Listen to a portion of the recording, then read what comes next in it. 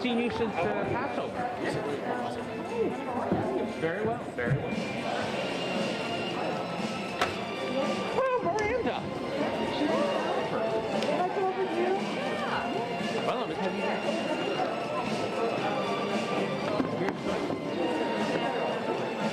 He's good. He's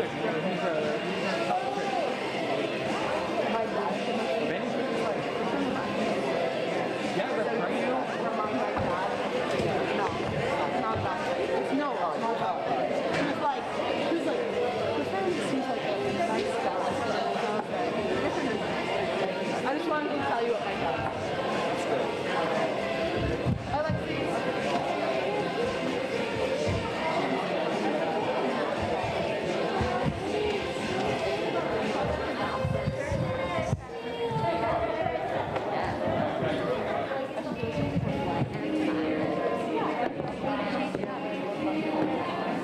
So it's like in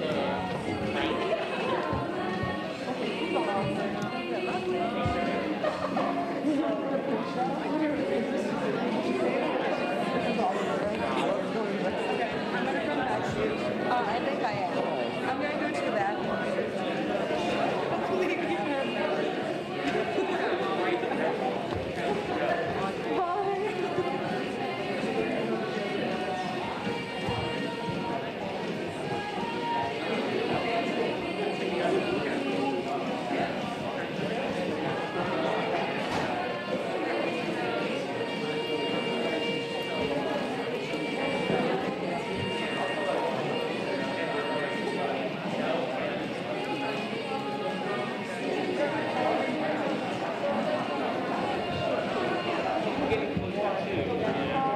This one's better. Okay. Going down this one. That's a long way. Yeah, I know. How about just regular? Why go for this second? I had to take it to the emergency and we couldn't walk those streets. It's a piece. And he was playing with Ginger like out of it. And I was just like the second week, and I was like panicked. I went to the hospital, and Oh my God. Lily, we're twinning. We're twinning. and I'm like, got it out. There's no way. Like, Oh my God. they never figured it out. Yeah, they found something, outside. It's like, I mean, it's bizarre. Yeah. There's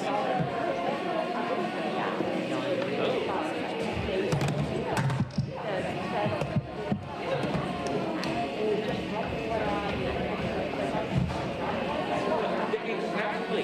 Even in the park, they have those.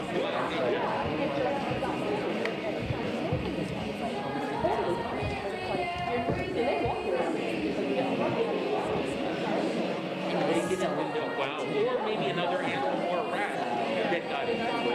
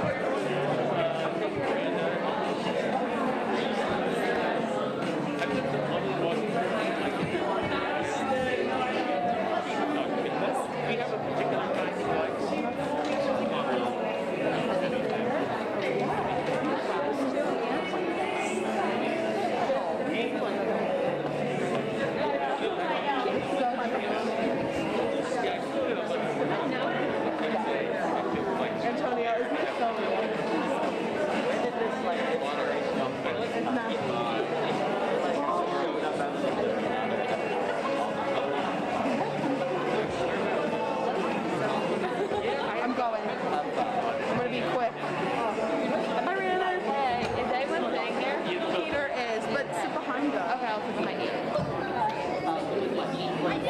Yeah, I went to this mission on like the structure and pictures. That was fun.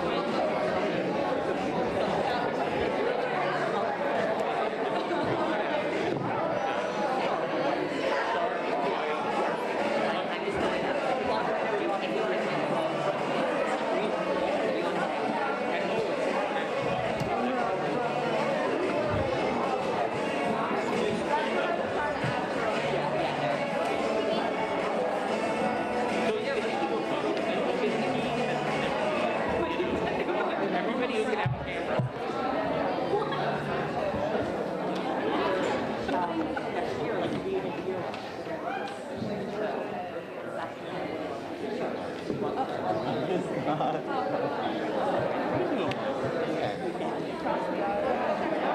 You know, I've got a photo setup if you want to do like stuff. You know, I've got the lights, the strobes, and everything. Yeah, I haven't used it in a while. It's become my extra. But yeah, nice big white, black, gray backdrops. You can have some fun. No. I just I love it.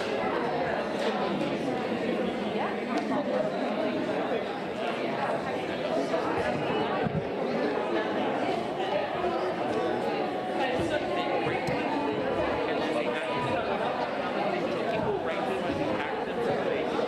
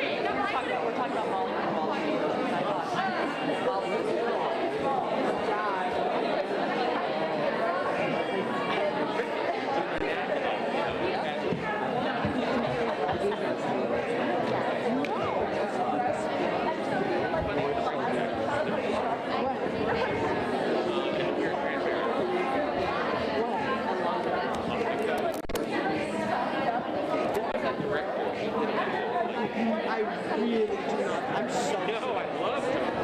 I'm so sick. It was mad mutual. It was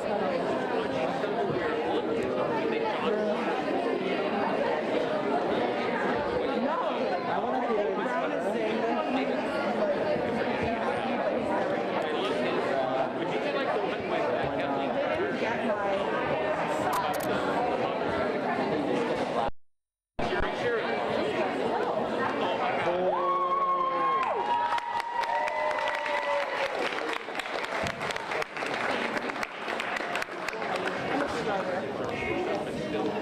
Yeah, I'm a starter. like sourdough. I'm a Hey, Rachel.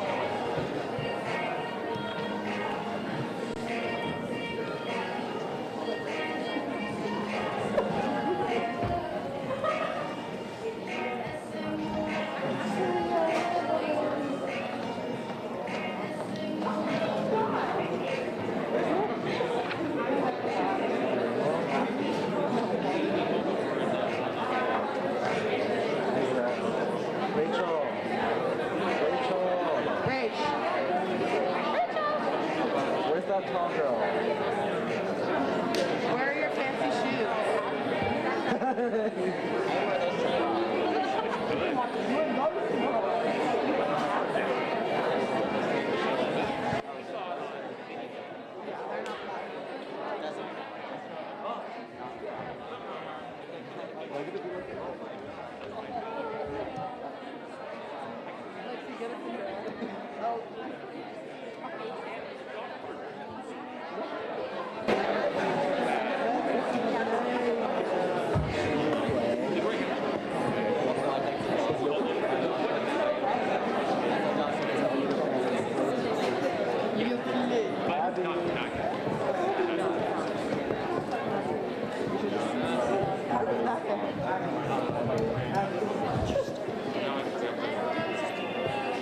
Why is so much Be Funny playing? Oliver. I told you. I own Beach Bunny. Tell them that that's mine. You do not. Oliver loves Beach Bunny.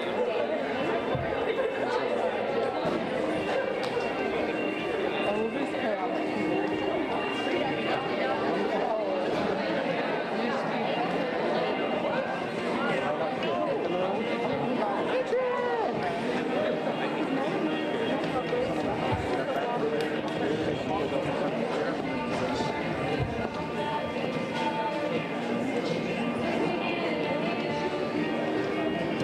Where's Molly?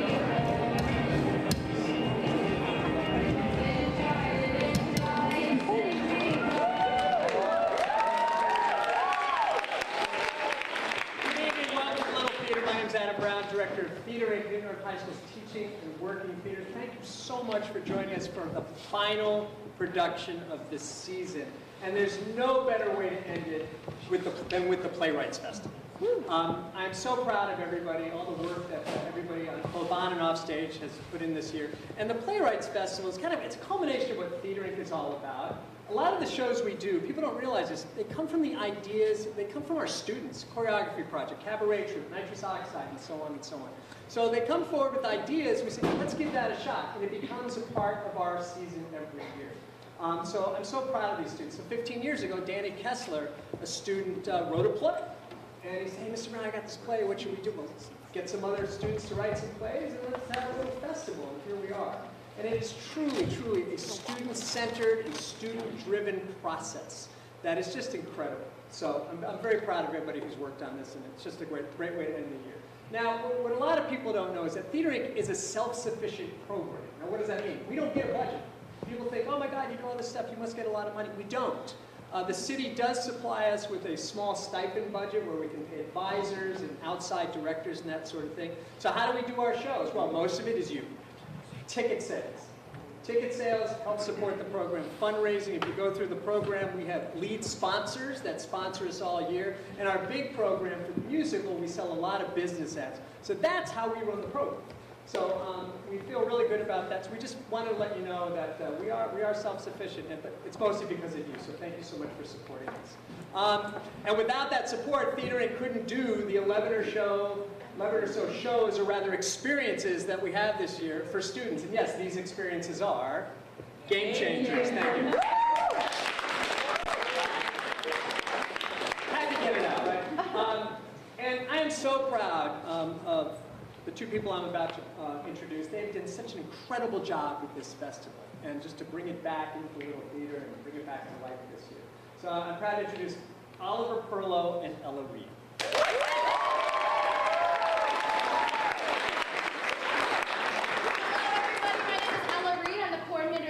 Annual Playwrights Festival. And my name is Oliver Perlow. I'm the assistant coordinator of the 15th Annual Playwrights Festival. Thank you guys so much for coming out tonight to this show. This production has been touched by so many different people in so many different departments. Writing, directing, designers. It's clearly just so much work, and we can't wait to show it off.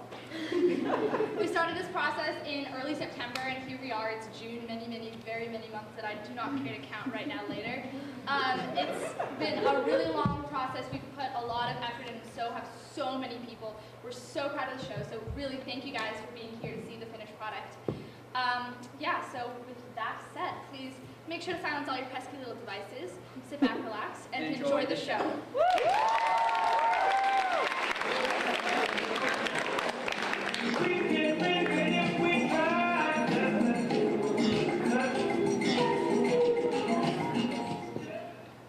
Hey, Dad. Hey, Letty. It's been a while since you've come by the shop. Why not stopping by? I just wanted to say hi before you left for that big candy thing. Whoa, it looks different in here. The good kind of different or the bad kind of different? The good kinds.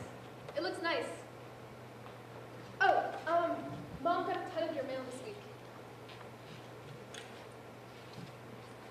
It's pretty much all Christmas cards. Well, God forbid I miss saying one of these.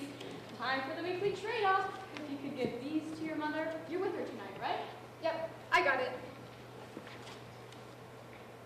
No, I'm not really in the sweets business for awards and trophies, but a trip to candy confection finals to Hamburg is pretty hard to pass up. Who would have thought? My dad in Germany? The trip was only a week. Anyways, there's no way I could leave the shop alone for too long. With all those wretched candy thieves out there. With the new snowman, I don't think you should have anything to worry about. The trip was only a week. Anyways, what's been happening over at school? School's usually pretty boring, and hard, and long. I bombed a math test today. That's not great. I noticed that you're always over there pretty late. What are you doing there for so long? Reading, or hanging out with friends. Oh, when I get back, why don't you bring those friends of yours over to the shop? I'd be more than happy to give you guys a bunch of free samples. I don't know. They all live on the other side of town. Our town isn't that big. They don't seem like the candy-loving bunch anyways. Maybe. Sometimes I feel like they only hang out to post photos on Instagram. They can be phony sometimes. Ah, that reminds me. The other day, while I was rummaging for decorations, I noticed something that I think you might like. Whoa, these look old. You don't look 4 or 5 in most of these. Oh my gosh. These are the photos we took on the toilet paper Halloween. I'm getting flashbacks of brutality. You're so dramatic. No way. Is that Uncle Scott? He has hair. Yikes, would you mind putting that away? I'd like to sleep tonight. Here's Clover. She's such a cute little puppy. I miss her sometimes. Were these all really just sitting down there? Yep, might just be a sign to stop storing sentimental Polaroids and regular old fudge boxes.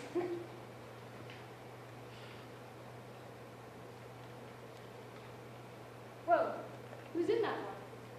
it's Mom. And you. And the shop? It looks like this was taken when you first opened. Wow, the place has really run down over the years. It's weird. I haven't seen her smile in a while. Definitely not like she's grinning here. Oh gosh, I'm sorry. I didn't think you... No, I'm fine. I just forgot about what things used to be like. When me, you, and Mom would come work here every day once I was done at school. A different era for sure. I think we were still selling that store brand junk here. I can't believe I would willingly sell that stuff at my shop. Disgraceful. We were all really happy, too. I think all three of us are happy now, just in a different sort of way. I think me and your mother separating gave us all room to breathe, find calm within everything, I guess. I mean, you've gotten yourself a nice group of friends and your grades have gone up. That's a lot of reasons to be happy, right? Yeah. I'm proud of you for persevering through it all.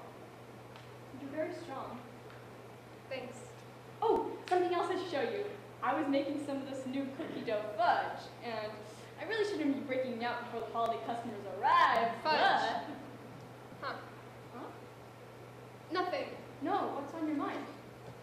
It's just, every time you and Mom splitting gets brought up, everything just gets so awkward for no reason. Jeez, it's totally my fault that photo slipped in there.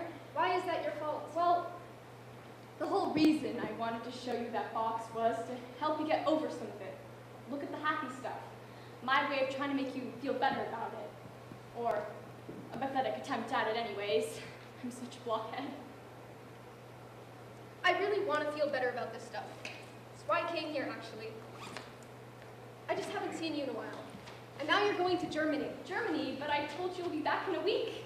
But it's okay to just leave for the rest of December?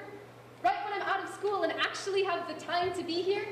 That's just so annoying. I don't understand where this is coming from. If you wanted to stop by, you had every single evening after school. There's really no way you could find that time until break started. But I'm sorry.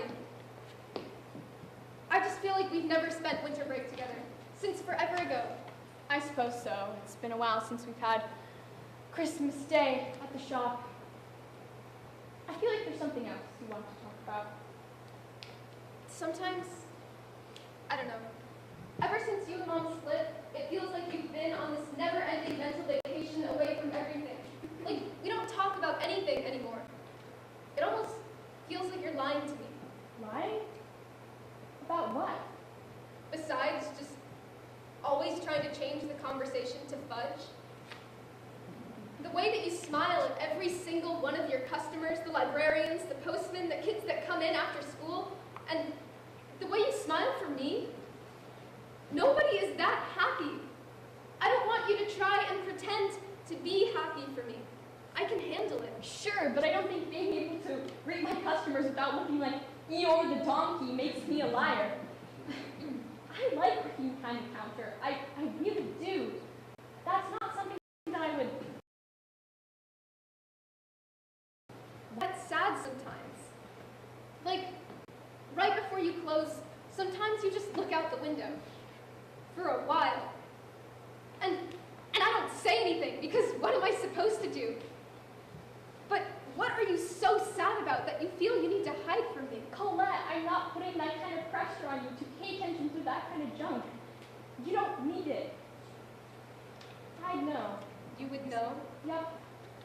I don't know, when I was 12 or so, I had a bully. He taunt me in front of the other kids, ruthlessly mocked me. All that fun schoolyard jazz. So, one sunny day, I had enough. I decided I was going to fight him. Punch him, roundhouse kick him in the face. How did that work out for you? I came home from school that day, half an hour late, with a throbbing black eye. Consider me astounded. When I got home from school that day, my mother, of course, saw me and scolded me. Not for losing, but for trying to instigate violence in the first place.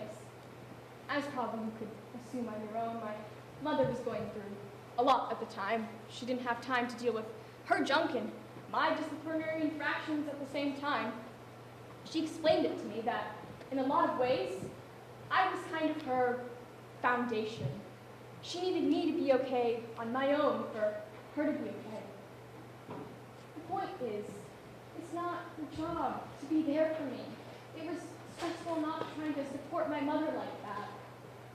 I appreciate your concern, Colette, but you're 15. You're a busy high schooler. That's not something that you need to worry about right now.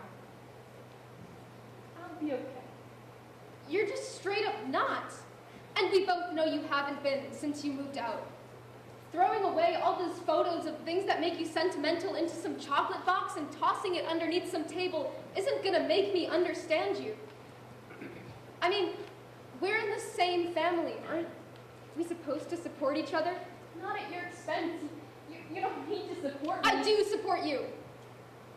Do you think I like having to be a carrier pigeon between you and Mom?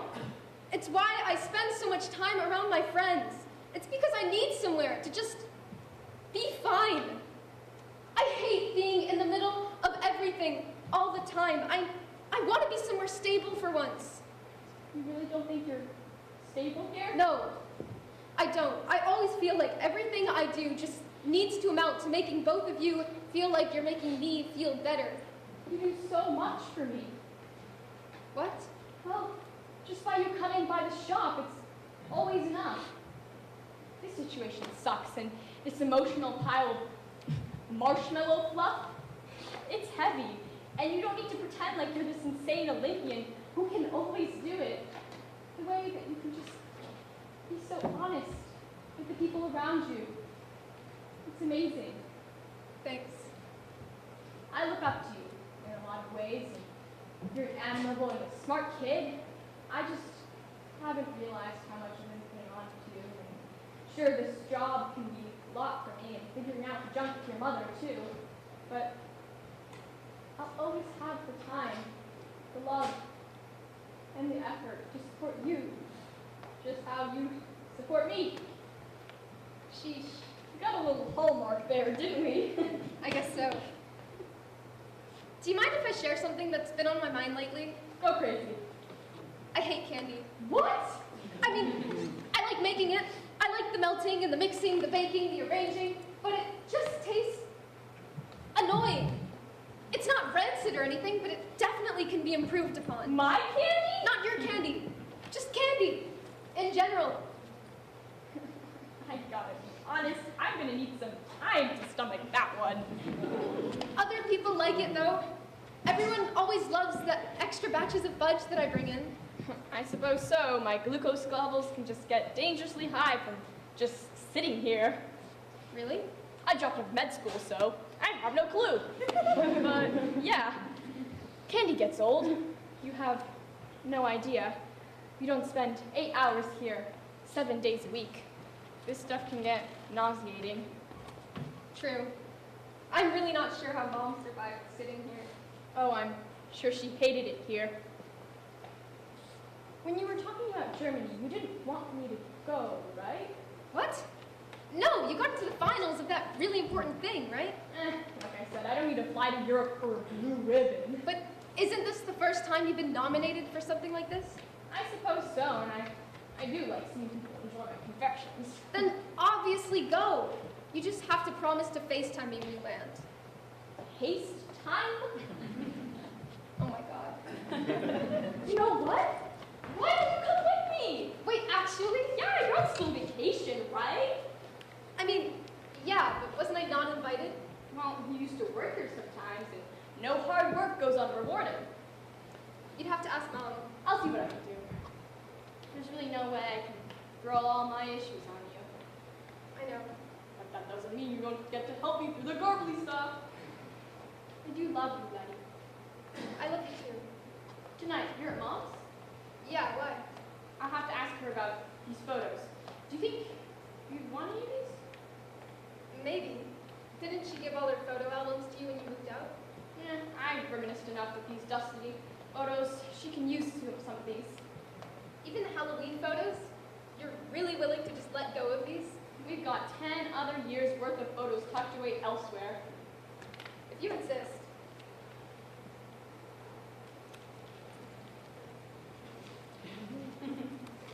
Where's the plane ticket function on this thing? What on earth are you doing? I'm using my phone, of course. Do you need help? I got it, don't worry.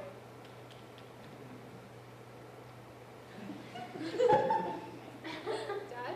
I said I got it, didn't I? Yes, I need help. You're ridiculous.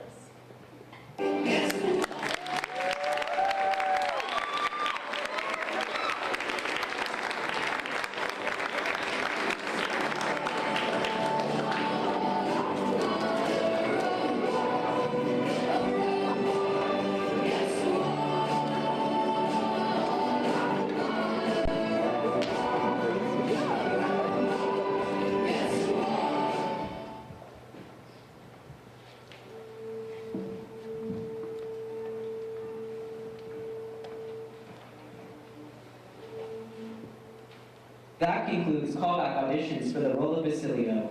The official casting will be posted momentarily. Those who have received a callback for Keytree, your auditions will begin in under a minute. At this point, dancers will not be able to drop out from the auditions. Good luck. Cameron's still not here. She's probably just late. This late? Look, you're stressing yourself out worrying about Cameron. I don't know what's going on right now, but you just gotta focus on your own routine. There's only a minute left. What if she misses the audition? I should call her. Hey, you don't have to do that. She's 17. If she misses her audition, she misses her audition. She's not our responsibility. She's our friend, isn't she? Maybe she didn't make callbacks. What? She's not invaluable. She could have made a mistake in her routine or something. I don't think so. Maybe she dropped out then. No, there's no way. Why would she drop out? I mean, this role is practically hers. What's that supposed to mean? She's like a prodigy, you know? 17's a bit old to be prodigy, if you ask me. If anything, you're the prodigy. You know what I mean. She's like incredible at ballet. We're good too, but what? she's better. It'd be unfair for us to get the role over her just because she didn't show up. Unfair? She's the one late for a major audition. Why should she get the role? At this point, she won't have any time to rehearse, even if she is called second or third. Why are you being so negative? I'm just being realistic. I know, but it just seems like you're hoping she'll fail somehow. Of course I don't want her to fail. I just want us to win. Don't you want to win? I mean, I do, but Exactly. Cameron doesn't care about winning. Trust me, I've known her for years. She's probably just rehearsed this routine just enough times to get down the steps. We've been preparing for months. We deserve this. Congratulations to Gerald Lee, who will be performing as Basilio. Avery Bates, you have 1 minute to report to Studio Room A for your audition. On deck, Catherine Bourne. That's me. good luck.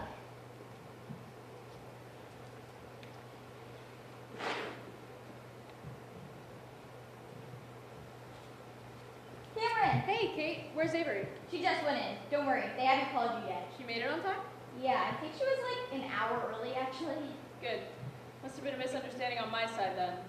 Swear to God, this audition was supposed to be tomorrow.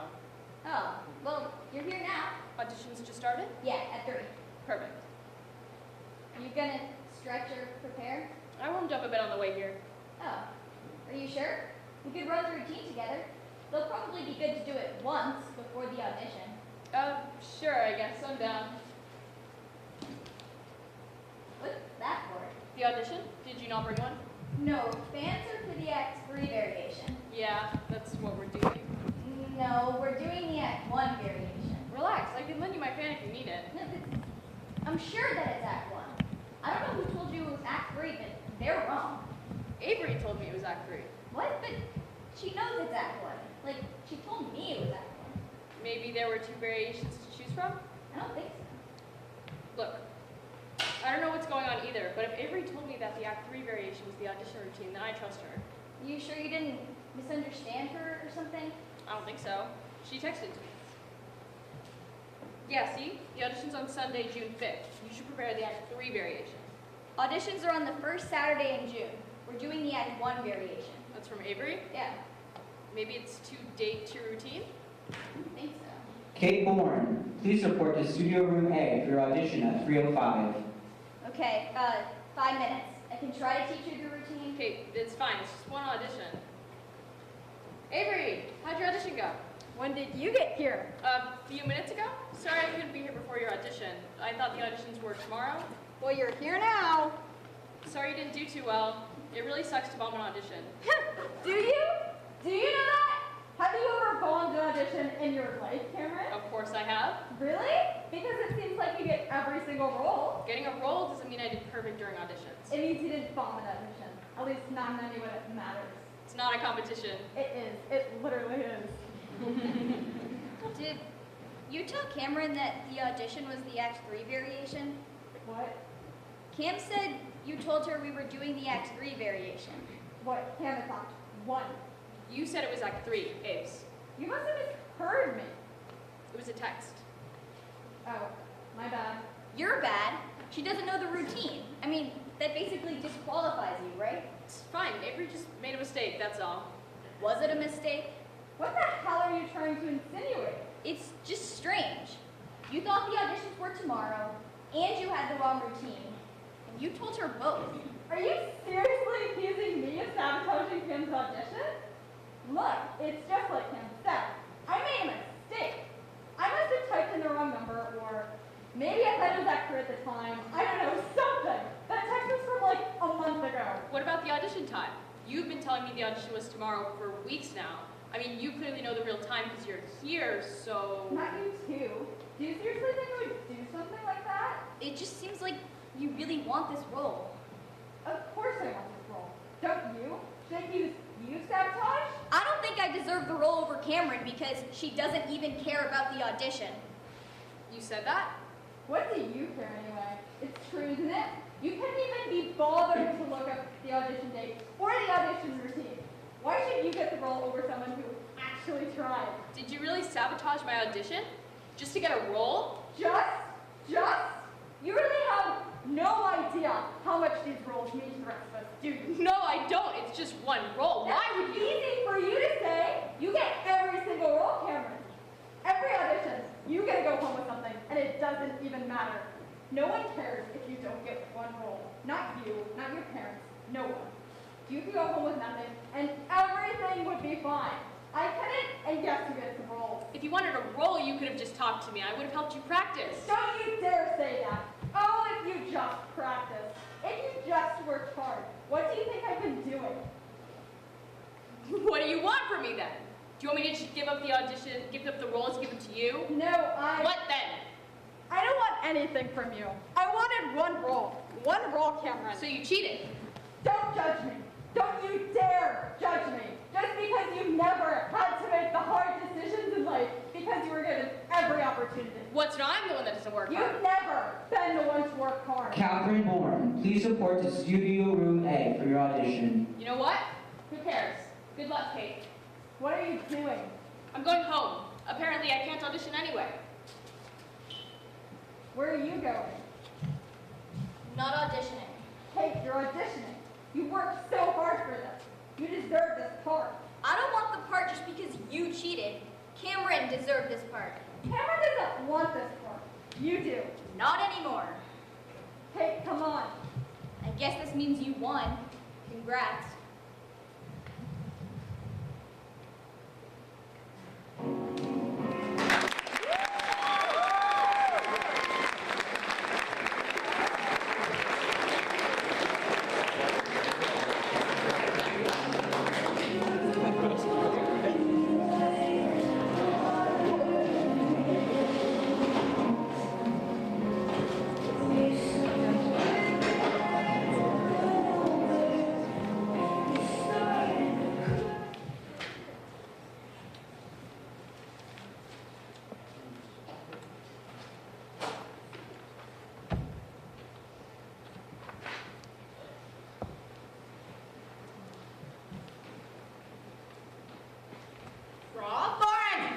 What are you doing up?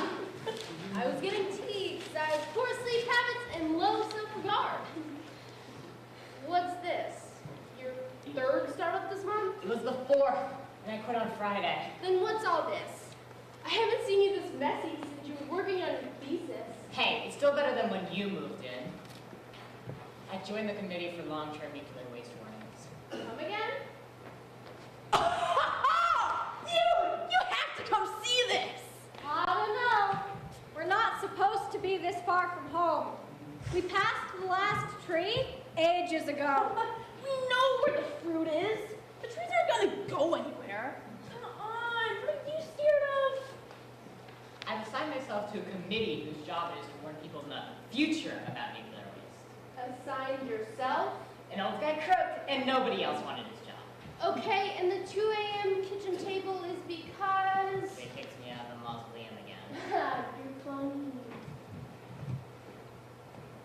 When's the last time you slept in your own bed? Tuesday? I've been working on this problem for a week straight. Buddy, you have to take care of yourself. What even is this? Well, I don't have a specific job. It's just a committee. Right now I'm trying to compile all these ideas into one usable message. Need any help? Yeah, I could use your psych major. Lord knows I can. So, what's this all about? So you know how we have all this nuclear waste? Mm-hmm. Well, people in the distant future don't. Can we go back, please?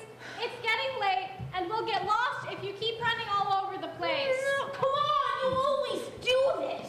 Live a little. Let's just... Trust me, this is worth it. Besides, Mom said that I'm in charge. Mom also said she trusted us to be back from the orchard by sundown. Relax, we have plenty of time.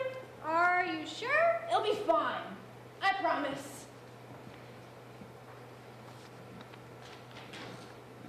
Why can't we just let everybody know? You know, throw it in the government records and call it a day. You could even set up a department dedicated to it. The International Bureau of Secrecy. Yeah. Yes, thank you, Lauren. Look, nuclear waste lasts a really long time, like hundreds of thousands of years or more. Long enough that all of society may have crumbled, and it will still be able to kill countless years after we are forgotten. We need to warn people in the future that we have put them in grave danger. We're not sure exactly how, though, so I've drafted up these sketches for the committee. Ooh, spooky. What is up with the drab-ass monoliths? How about some giant spikes? Or maybe a concrete spike. Whoa. Those are the biggest rocks I have ever seen. Yeah, isn't it cool? It's kind of creepy. What? You gonna get scared? I'm scared now. Of course you are, Ted. You're always such a baby. I'm gonna see if I can climb one. Kaz! A lot of these are crap, but this is my best one so far, I think. The waste would be buried underground, and then a big block over it would be big and imposing and drive people away. And how long do you think that will keep people away for? Whoa. What do you think happened here? Maybe they just showed up one day. Well, they can't be here for no reason. What if a flood brought them They here? don't look natural. Maybe an ancient society built them? Yeah. He'd be a burial ground. Oh, I don't know about that. They look pretty big to be gravestones. What about a war memorial? Whoa! Imagine the gore. Imagine the honor. I'm imagining gore if you keep climbing things. Sure, a monolith might keep people away at first, but sooner or later, someone's gonna wonder, what's the big fuss with the spooky structure? Nothing scary is gonna keep curious people away forever. Oh yeah, you're right. Then how about some big jagged monoliths? Something big and look hostile looking. Dude, that just make it more interesting. Besides, people love climbing the biggest thing they can find. You think that's gonna change in 1,000 years? Whoa! Look at all those spikes! Yeah, someone really did not want people poking around here. Looks like they wanted people to get poked around here. Ow. Maybe we shouldn't be here. We really have to get moving now, and it looks like someone put a lot of trouble into keeping people out. Yeah, I bet someone important was buried here. Maybe there's buried treasure. There's never been treasure where you've said that before. Hasn't stopped me from looking. It should stop you. Why can't we just write it down somewhere? Or even on the blocks themselves. Take 50 of the most common spoken languages, make sure there's one in every language family, and write the warning on the sign. Oh, wait, Kaz. Look, there's some kind of scribbling here. Oh yeah, you're right. Some kind of secret code or maybe a language. Yeah. Hey, this is actually kind of cool. I can't understand anything. Any ideas? Nope. I thought you were the smart one. We thought of that, but how can we be so sure those languages will stay the same? They could even die out completely. Can you read Old English? No, but some people can. Hell, we still read hieroglyphs. Yes, some people can, but not just anyone off the street. Besides, you can't rely on people in the future finding another Rosetta Stone to figure out our languages when people's lives are at stake. I mean, I guess. Did you have any better ideas, though? I thought we could try something more scientifically minded, like pictograms. Ooh, science pictures. I like it. Make sure there's a few comics, too. Some Calvin Hobbes, Garfield. You're not taking this seriously. Not even a little bit. Why can't we just put them in the government records? That way, they'll always be protected, and we'll have access to them. Heck, even if the government collapses, someone will still have No, they really won't. Look, files get lost, people forget. The burning of Alexandria destroyed countless volumes of irreplaceable knowledge, and that was under 2,000 years ago. But with enough copies, we're only one. No! That's not the point. Look, can we get back to the pictograms? If we do like a guy digging, releasing the radiation, and dying. Oh, hey, there's a picture. Yeah, it kind of looks like a guy letting something into the air. Maybe a dust cloud? It's probably just some worry about a curse. Besides, these stones have been here for, I don't know, hundreds of years. Nothing dangerous can last that long. It might. What? Are you afraid of a little curse? This was probably the tomb of some king. There's gotta be something of value here. Something worth making us get home even later. But how are you going to warn about radiation? How are you going to tell them about something so complex? That is fair. Radiation is super complex. Okay, what else do we have?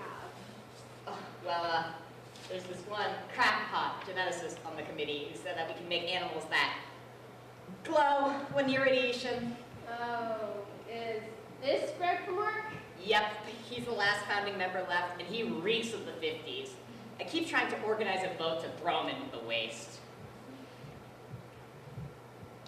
Okay. Well, hear me out.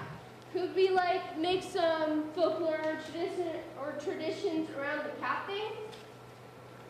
Don't go near the rocks when the cat is green, Willie. Them's the evil spirits. Yeah, that's not be going where cat's eyes be glowing. The cat's eyes be glowing. People start to die! What are you doing? We really have to get back. Remember what Mom was like last time we were late? I'm seeing if anything's buried here. I have 2 shovels if you want to help. I'm not helping you find anything except a way home. You can't just watch me dig and do nothing. Well, yeah, that's kind of his proposed idea. Folk songs can outlast societies. Of course, it's a tremendously stupid idea that will get people killed. Having songs written, making sure they catch on. Would take a ridiculous amount of effort for something that might not even work. Exactly. Not to mention we need to actually get the glowing cat idea to work too, which is surprisingly way harder than force feeding a cat a flashlight. And these are the ideas your super smart committees come up with? Yep. We also propose starting a religion, which is just as impractical. That's why I need to come up with some goddamn permanent solutions and not just push it around my plate because I know it will outlive me. Rob, this doesn't have to be your responsibility. You don't have to come up with the perfect solution on your own. Then who will? No one else seems to be doing anything. I'm the only one trying to make any real progress. They started this project in the 1980s and still don't have anything. The guy before me started the project in his 40s and the seat opened up because he died. It can wait, but it can't wait forever. Are you sure? This is a good idea. Yeah, come on, aren't you at least a little bit curious? Well, hang on. Why not a religion? Why the hell not get a bunch of all virgins come up with folklore for us? Yeah, I thought of that. Are you a particularly religious person, Lauren? Well, I mean, no, but... Exactly. One day there'll be people like you who just don't really care. Sure, it kept civilizations in check for centuries, but not forever. Not long enough. Then put in more records. Throw one in every library. The library all go bad. You don't get it. It won't last. Nothing will. The internet will be gone because we will be gone. We can't risk another burning of Alexandria, so we have to make something that's completely unburnable. I do not know why or when, but society will crumble countless times over. I do not like it, but it's what I have to prepare for. One day, no one alive will know what nuclear waste is, but it will still be there. If I don't find some way of warning everyone that comes across it, then people will die.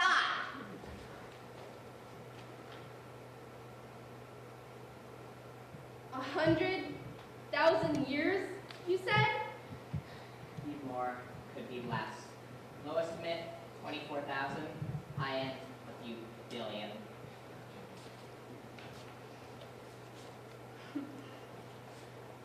Billion?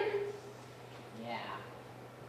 But what about the signs? Come on, those signs are super old. Whoever put them up is dead by now anyway. How are we even sure we can get them to pay attention? What? No, Kaz. They might be warnings. We don't know what's down there. I bet they're just trying to scare people away from something cool. What could they be warning us about anyway? How can we say, we're serious, don't mess with this, without leaving room for doubt? Kaz, no. You can't just do whatever you want. Mom said to be careful. You're going to get us in trouble, like you always do, and I'll have to cover for you. And what if you fall down the hole? If you get hurt again, I'm the one who has to carry your whiny butt home. There's just too much risk, and I'm scared. The Egyptians put curses on their tombs, and we cracked those opens in seconds and ground the mummies into literal dust. Sure, the curses didn't do anything, but this time, they definitely will. Oh my shit, Ted, will you just calm down for 1 second? I know what I am doing. If you want to leave, then leave. I'm tired of you acting like mom all the time. Just let me have some goddamn fun for once. You're not going to stop me this time. So either help me or go home. People are naturally curious. We want to open things up. There's a reason Pandora's box goes the way it does. Yes, but that's just a myth. It's not real. But it was written for the real reasons. If we don't find a sure method to convey the information, someone will eventually get curious and try to look inside. Kaz? Okay. If you're sure, we'll be back on time. But The longer we talk, the later we get back. It'll be okay. I promise. So, what do we do? so, what do we do?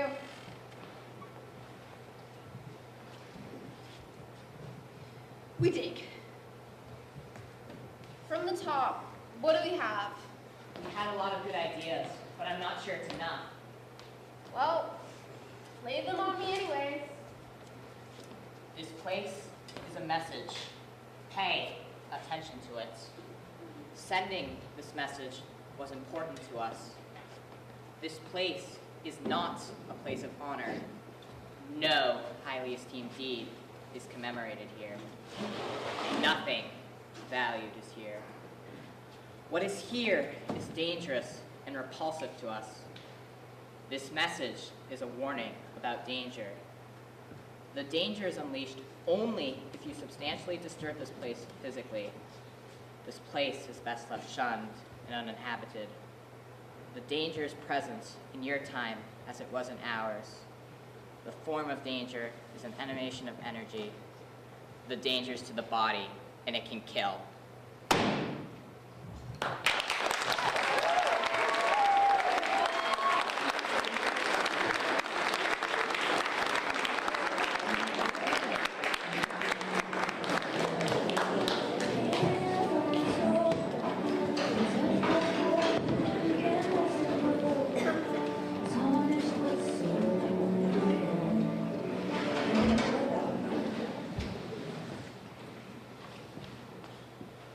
I've always wondered why they make the penises so small. What? I mean, they're normally about that small, every single one of them. The models must have felt pretty shitty about themselves. I mean, I would have felt hurt too. My body is art, but you can't even do me the smallest of favors, pun not intended. Additionally, they had to paint that intentionally. Another thought I had in the grocery store last Tuesday, is airline food really that bad? I mean, I've had Taco Bell that's caused some pretty intense cabin pressure, if you catch my drift. Oh, the drifting insinuates that I farted. Hey! Oh, shit! Whoa! I didn't realize anyone else was in here. It's okay. And about the penis thing, I don't think I've ever thought of that before. But I'm not sure most people do. Well, what can I say? I guess I'm just enlightened about dicks. That is quite a statement. Where do I know you from? Mason, I think I'm in your Spanish 501. Oh, you're the guy who wore the sombrero. C, S-O-S, yo.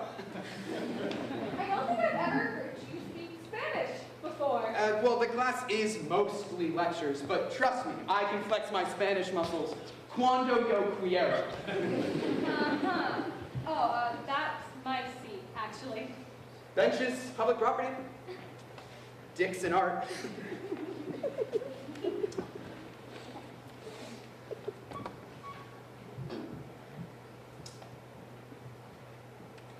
Working on an art project? No, it's a stand-up bit I'm thinking about doing. Oh, you're a comedian. No, I'd say I'm a guy with a whoopee cushion and a dream. But you are an artist. Nice drawings. They're just for class. Hey! This woman looks como sedici constipado. That's my mom. Oh, shit. Sorry. It's okay. That's kind of what I was going for anyways. Is Dad equally as constipated? Dad's not in the picture. Double shit. Soy muy embarazada. You're okay. I'm glad the whole constipation thing came across. Yeah, moms can definitely be that way. Gotta love them, though. I do, definitely. I don't know if I would draw my loved ones as if they needed a glass of prune juice, but that's just me. I don't know, yeah. I'm kind of a dick. I was supposed to go to my mom's birthday party today. So you drew her like that?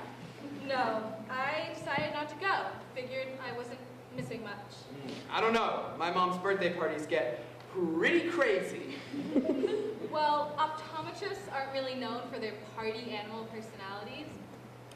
It goes the same way every year. I show up, she kisses me on both cheeks, and kind of flips away. I don't care at all, though. I'm used to it. You are sketching her right now.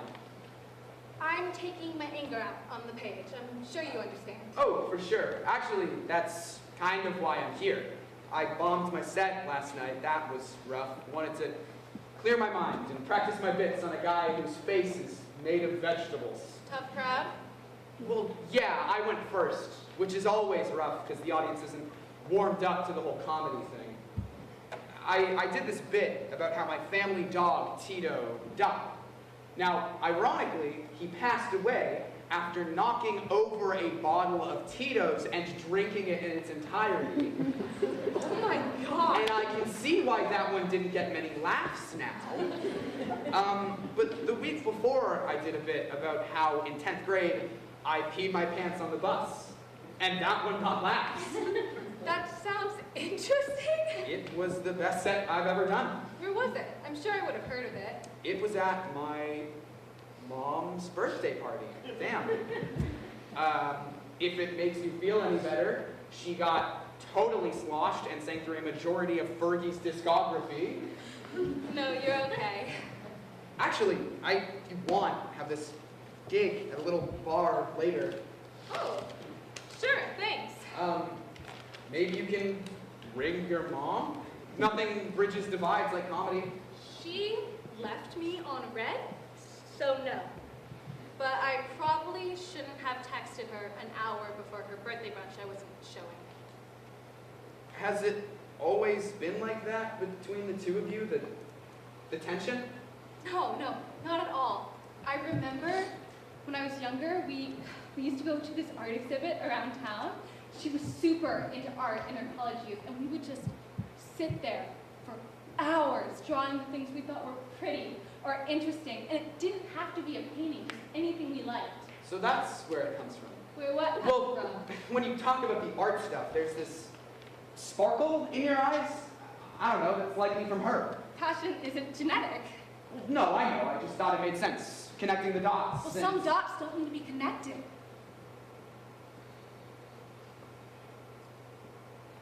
I'm sorry, that was harsh.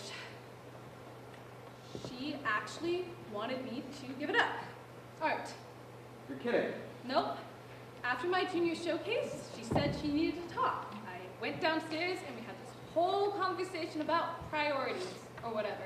Classic adulthood conversation? Yeah, for my 16th birthday, she got me these really expensive watercolors, and they were like my favorite thing in the world.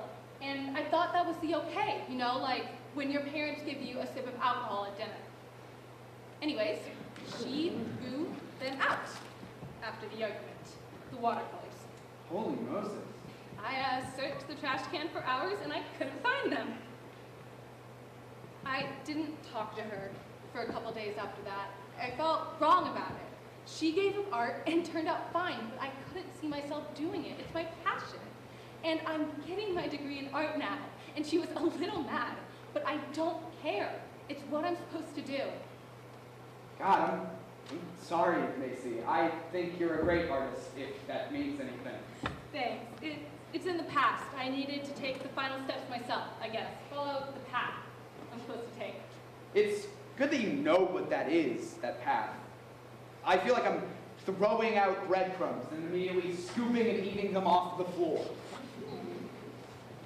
Was that a Hansel and Gretel reference? Yeah, no, I don't know. I kind of feel like the whole comedy thing won't work out. You can't know that for sure. I for sure can. I'm the king of screw-ups. So first I tried improv, then I tried sketch comedy, then I tried musicals. That was a dark period. Stand-up's always been in the mix, but now that's all I do, and it's not working out quite right. Is it boring? Exactly the opposite. It's really fulfilling, but that's only if people ever actually laugh. Certain people laugh at you. On the contrary, on January 2nd, I received one laugh after knocking my glass of water over. Okay, that's one event. On February 15th, the guy who went after me whispered into the microphone, "We can't all be winners." That's true. And perhaps the most discouraging of events came from my own grandmother, who said, "It's a good thing you're pretty." So... Okay. Well, that doesn't mean you're on the wrong path. Statistically, I receive laughs 47% of the time. That's an F. That doesn't indicate how funny you are. I mean, the numbers speak for themselves. I would feel a bit better if it was at least 50. You're basically at a 50. Plus, isn't comedy subjective? Well, yeah, but if you're bombing most of the time, I think you're objectively not funny. That's dumb. I think you're really funny. Okay, but this isn't a stage. There's no beer, no bar stools, no mic. I bought this journal last week, and I've worked through a quarter of it already. I've thrown out tons of sketches. It's about practice. You figure it out as you go along. I feel like it should be happening faster. I've been trying since I was 5, and I still screw up. And I've been collecting these numbers since January. Wait, let me get this straight. You've been doing stand-up for like what? 5 months? 5 months and a week. Okay, 5 months and 1 week. And you're telling me you being unable to make people laugh all the time means you suck? Well, what? Don't take my notebook. There is no way that when any comedian ever starts trying comedy, they're perfect at it. Well, yeah, but No I... buts. The numbers you have down mean nothing. Do you love doing it? Of course I do. Then don't worry if people aren't laughing at you all the time. Just keep trying. Can I have my notebook back now, please? Only if you promise you won't do the numbers thing again. I promise. You have to promise me. I think you promised. But now you owe me a promise. What? Bring your mom to my gig tonight, or at least try. Go to her house and drag her if you need It's to. not that easy. I really think it is that She didn't respond. to a text. Adults never respond to texts. They give you a thumbs up emoji and call it a day. But if you call her, she might actually pick up. I don't know. I have this really important art project due tomorrow, and she's not gonna like the old painting I did of her. She's probably still not gonna Casey, that was a bajillion years ago. Picture this. You're at the Met in New York. You have a hot dog. Nay, you have a juicy hot dog. Tons of relish. Maybe you try to eat it as fast as you can, and then the museum security is like, ma'am, you can't eat that fast in here. And then you almost get kicked out of the museum. Maybe you also took an Amtrak to the museum. Don't see how this helps. You and your mom are sitting, journaling together like before, right? Right. None of that can happen if you don't call her. Doesn't she make you happy too? That's not fair. Yes. You have no right to give up on her either. Call her.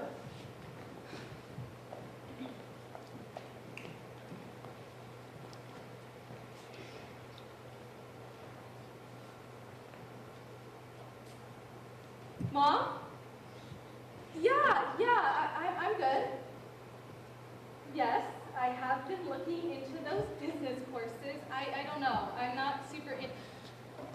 I know they would be helpful, but Mom,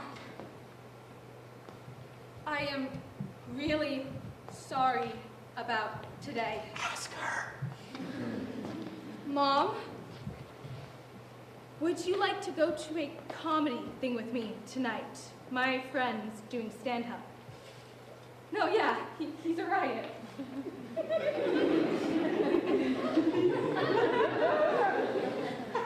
I would really like it if we could go together. Really? Okay, we'll meet at your place and we'll figure it out from there. Okay, bye. See? It only took one call. Yeah. All right, so attire. I'm going to be in like jeans and a t-shirt, very casual. Sounds good. Tickets are $5 each. And there's some muy deliciosos dedos de palo y unas cervezas, también una guapo foto de Guy Fieri. Comiendo, yeah.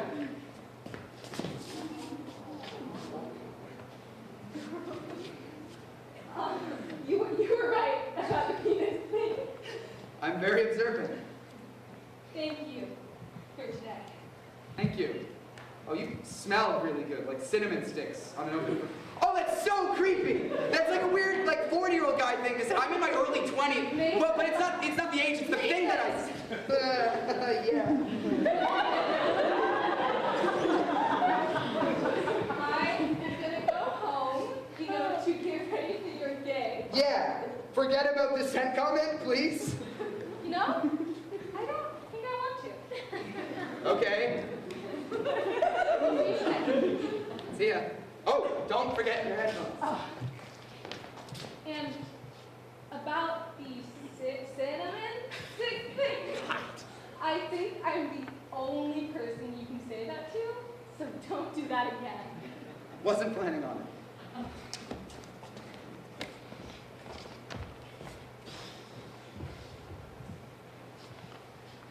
Shout out to the girl with the notebook in the front row. Make sure she sits in the front row. What are you looking at, punk?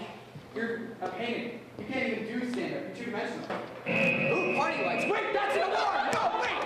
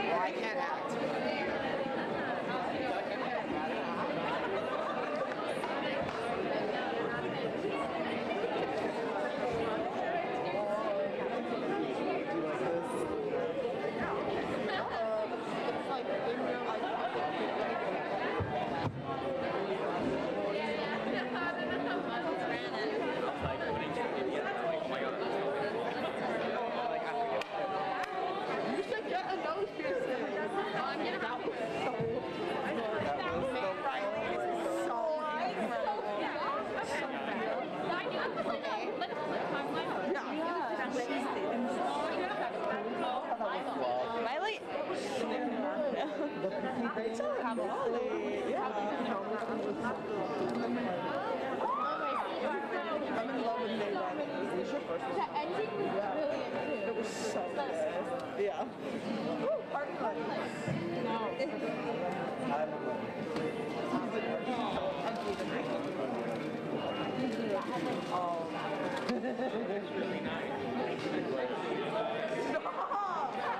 What is that from?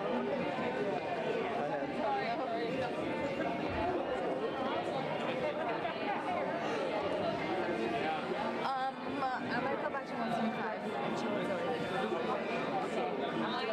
Are you gonna go? I'm just gonna go in the lobby.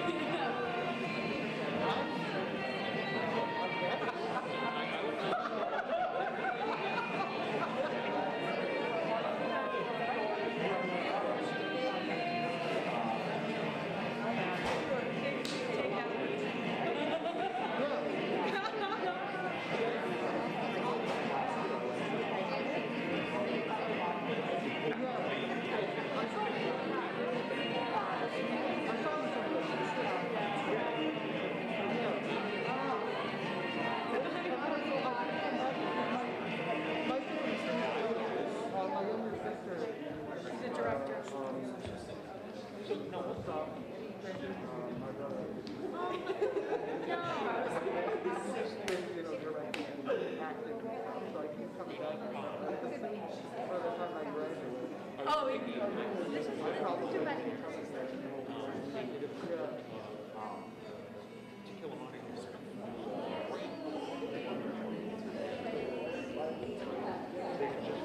Yeah.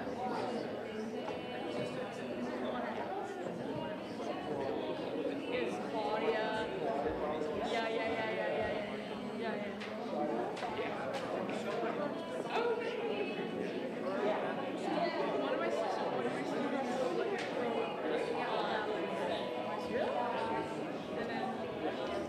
I know.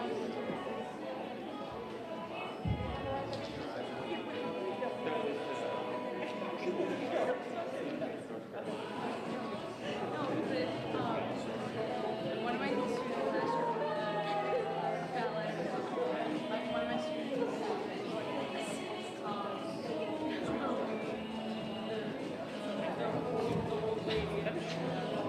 Like 10 minutes. The way that she was that's really so smart.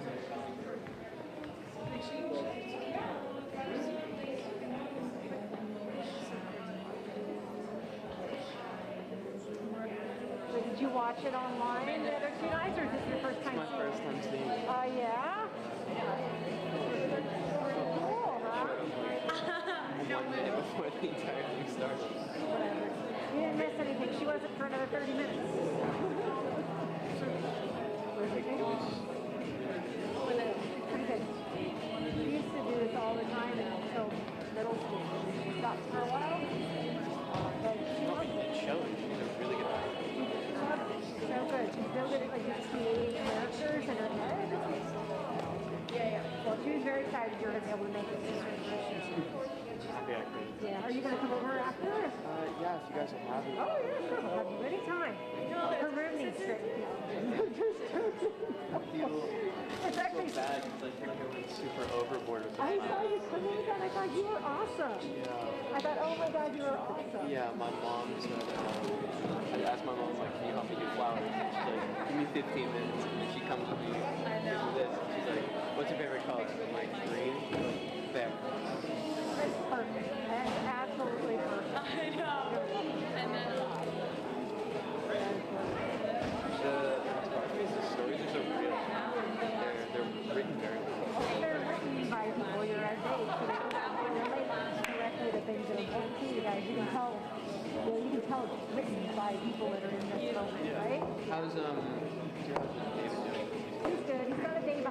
family, so he's not allowed out. He's still in isolation. Tired, mostly with Hopefully I'm feeling better. We'll be happy we don't have to wear our masks all around the house. Did Josephine tell you what her grandma said about you? No. So David's mom asked if Nate was her boyfriend after watching it. And she's like, no, that's acting. She sent her a picture of you. This is my boyfriend. I just saw the language. Oh, that's very exciting. How'd I know? Kind and affectionate. Oh my God. What Anna said about how you. Oh my God, I'm so honored.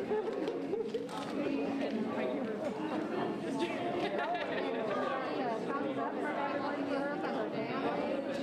I heard her aunt and her wife did it. Yeah, yeah,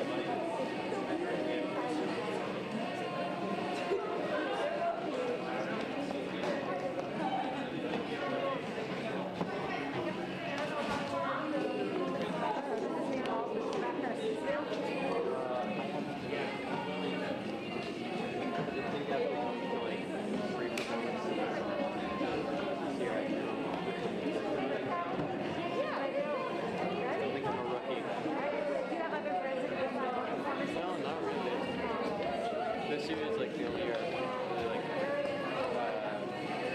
really like seen the theater performances that we had them.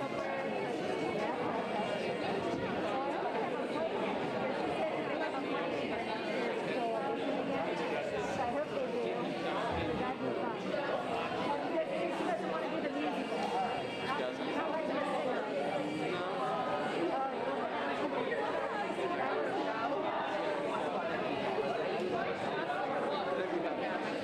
I know you all raised the I know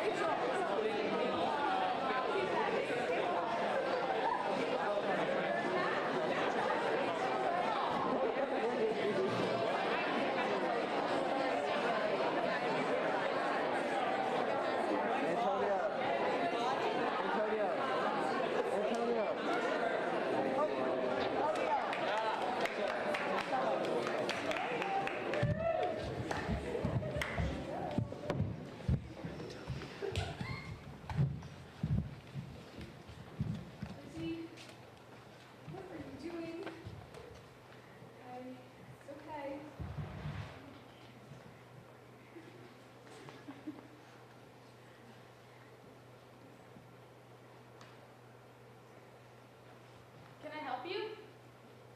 What? Do you need help?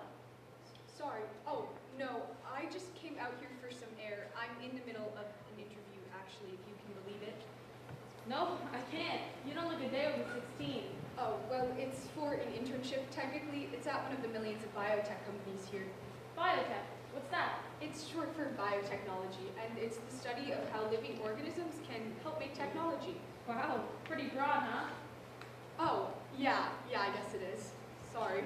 That's all right. I forgive you. So, telling. Snow globes, best in the business. Ask anyone. There's nobody here. Yeah, you're right. But it's a weekday. I mean, you should see me on the weekends. I'll tell you, there will be a line all the way down the block. You know, my sister Autumn, she loves snow globes. She gives them to us as Christmas presents every year. She lives down in Soho, so I should tell her about you. She'd be in snow globe heaven.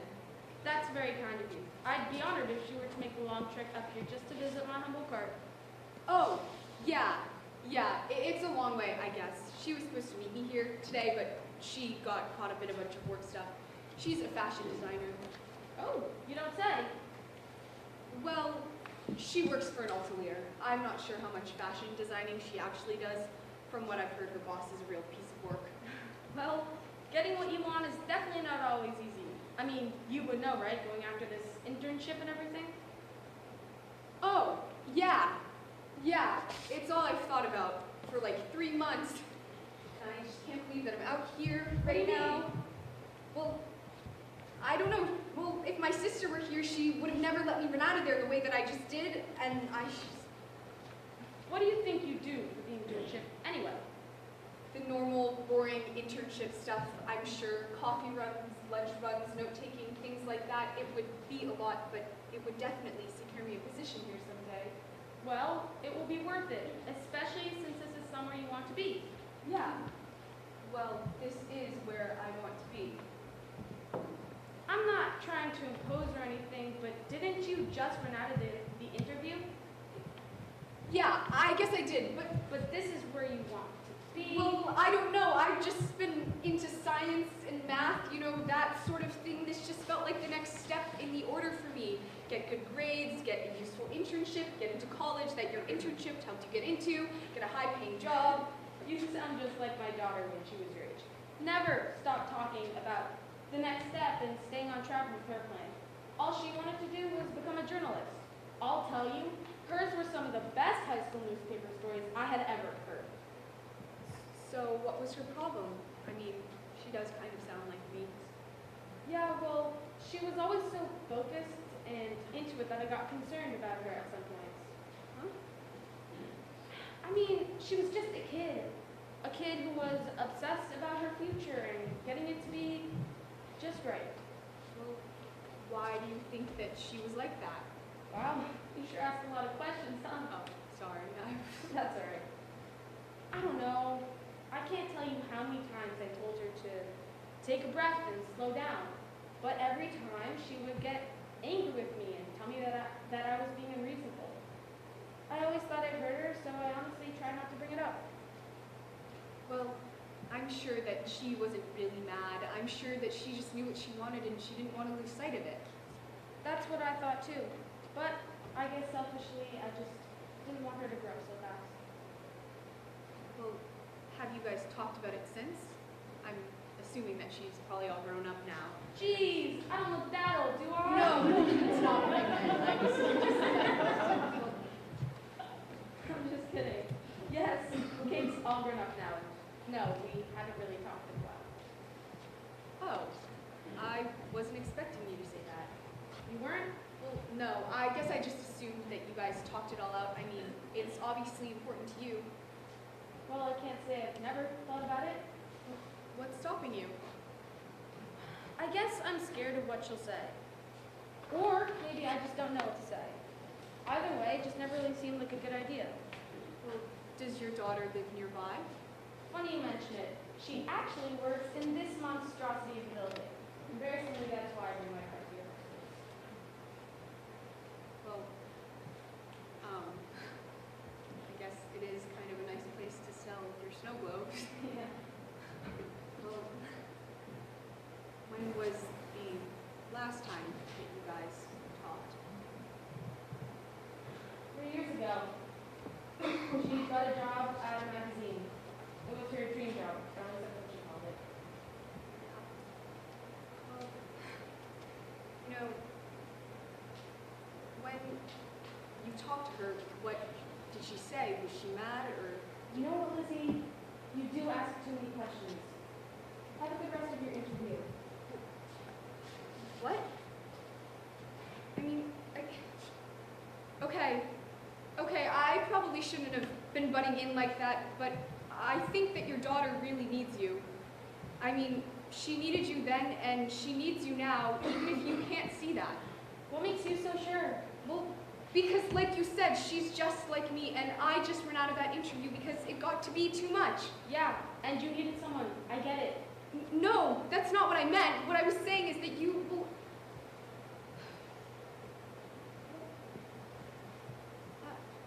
I'm probably just thinking about myself now. What happened inside? I don't know. I just couldn't do it.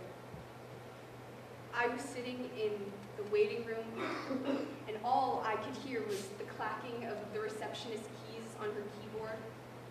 I kept waiting for my name to be called, dreading it. The receptionist called the kid before me, and I thought to myself, this is my last chance. So I told him I was going to use the restroom, and the next thing you know, I was in the elevator and out the door, and then I saw you. Do you want to go back there? I don't think that I can. That's not what I asked. If you want to go back, then you definitely can. What? The important thing is that you want to be there. But at the end of the day, it's just an interview. No, it's never just an interview, it's a commitment, and I just feel like if I go back in there, then this is what I'll be stuck with, and I just don't want that for myself. At least, not right now. Listen, if biotechnology is something you like, then go for it. See where it takes you. Don't get caught up in all the future crap. I think it'll be worth it, whatever you decide. Why are you trying to help me? I told you you remind me of my daughter, right? Yeah. That's when you thought that I was ambitious. Hey, you still can be ambitious without having your whole future laid out. When was the last time that you guys talked? Your daughter, I mean? Funny you ask that. Why? Was it like 2 years ago exactly or something? Like I said, 3 years ago, today she got a job in a magazine. It was her dream job. Well, I mean, it has been 3 years, right? I'm sure she really misses her mom. I know that I wouldn't be able to go 3 years without talking to my sister. Oh, Autumn. Well, she got me this exact snow globe for Christmas last year. You don't say. That design is one of a kind. You'll only find it here. She must have bought it for me. So I guess she did make her way down here after all. You know, I'm sure she would remember you and your cart if she were here right now. You know how earlier I said that she was supposed to meet me here today, but she got caught up in a bunch of work stuff? Yeah. Well, I lied. Truthfully, I told her not to come here today. I told her that the interview got canceled. You didn't want her to come? No, because I knew what she would say if I told her that I was having doubts, or if I told her that I didn't want to go. I think part of me knew that I was going to run out of there the way that I did. What do you think she would have said? Well, she would have told me that I'm good at science, so therefore this is what I should be doing. That's what Autumn's like. Everything feels so simple to her. She doesn't overthink things like I do. She thinks everything will just fall into place. Well, I think I have to agree with her on that front. I promise everything will be okay. I don't know. Everybody says that, but it's hard to believe.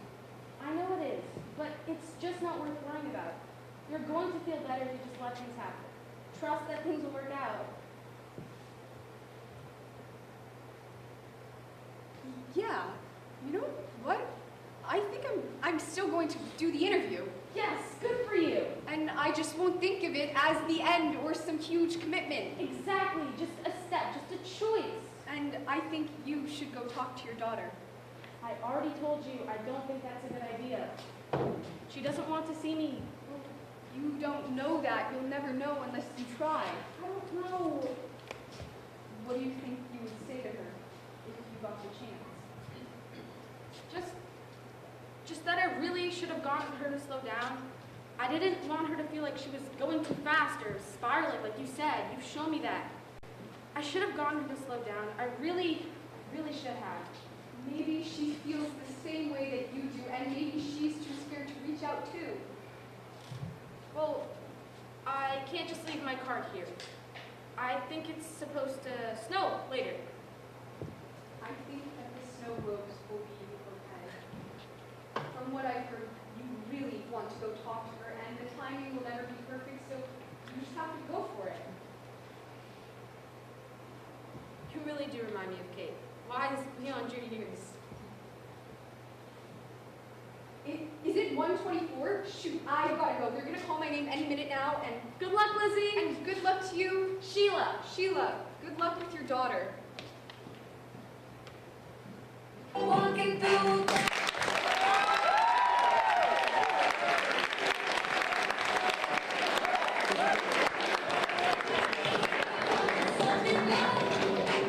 searching for a song we hadn't heard before, and I said, welcome to New York. It's been waiting for you. Welcome to New York. Welcome to New York. I'm so thirsty. Jasper, is there any water left? No, sorry. It's getting cold. Well, it is winter. You know, I always heard how bad community service was, but this is just on another level. Charlotte, I still can't wrap my head around this. How much longer do you think this will last? I really don't know. They can't kill us. I mean, the government, they need our labor and all. No tangents, please. I'm sorry. You do know one of us has to jump, right? How are you so sure? How are you not? Hey, just try to stay calm. That's all we can really Good evening, and welcome again to the Libero Institution of Science and Technology. This is an update from the team here at the institution. We are honored that you chose this location to complete your mandatory community service hours. This is Free Fall, an interesting and unique game devised by our nation's top scientists. Today's date is December 15th, 3025, and the local time is 7:30 p.m. Eastern Standard Time. The temperature is 25.4 degrees Fahrenheit, or negative 3.66 degrees Celsius. Just as a reminder, you are currently standing on a balcony 150 meters, or 492.1 feet above the ground. You will not be granted access to re-enter the building unless one of you jumps off of the balcony. Additionally, the winners of this game will be gifted a week's worth of rations each. Best of luck! Damn, 9 hours? Long time. If anything, we need to get water fast. Do you know if the human body goes long enough without water, our kidneys start to wear away at I said no tangents. I'm so afraid. You're getting my head? Stop it. I'm sorry. Just ignore him for now. You know, if we aren't getting the rations after this, I don't know what I'll do. If my wife here, we'd at least have gotten somewhere by now. She was tough as nails, that woman. You know, one time... Guys, seriously, how much longer do you think this will last? Haven't I told you not to interrupt me? I'm sorry. Do you seriously think we know? I just wanted to ask. That's all you ever do, just ask, ask, ask. Mr. Franklin, please try to relax. You want to get out of this place, right? Don't tell me to fucking relax, woman. I can make my own decisions. I didn't mean to offend you or anything. I'm not a child, okay?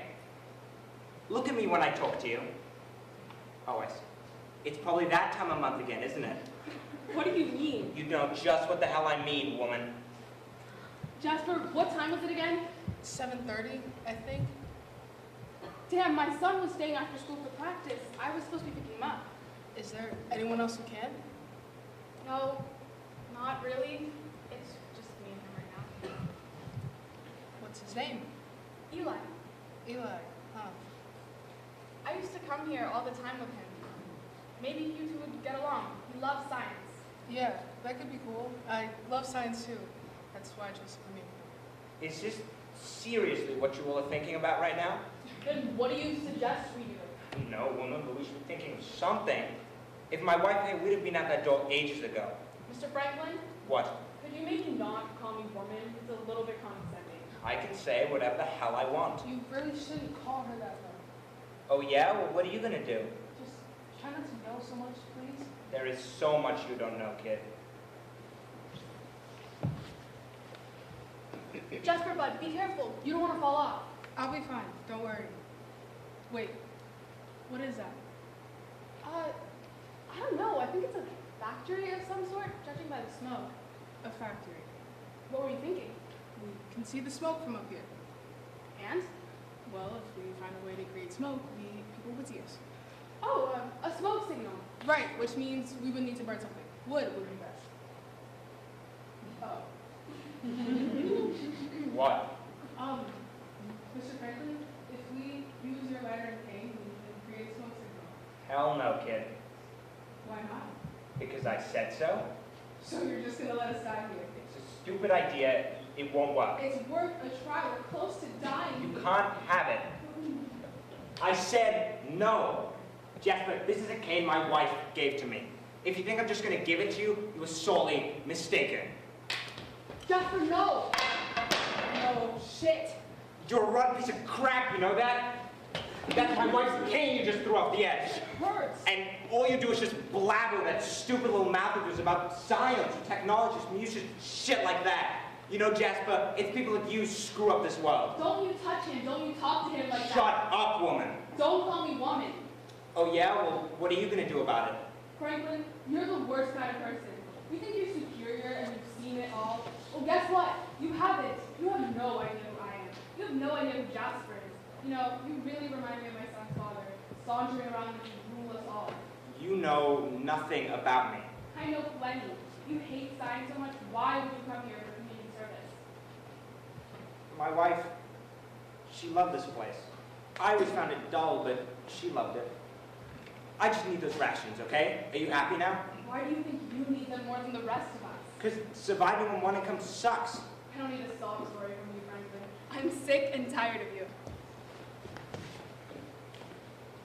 This is the worst place I've ever been. Great observation, genius.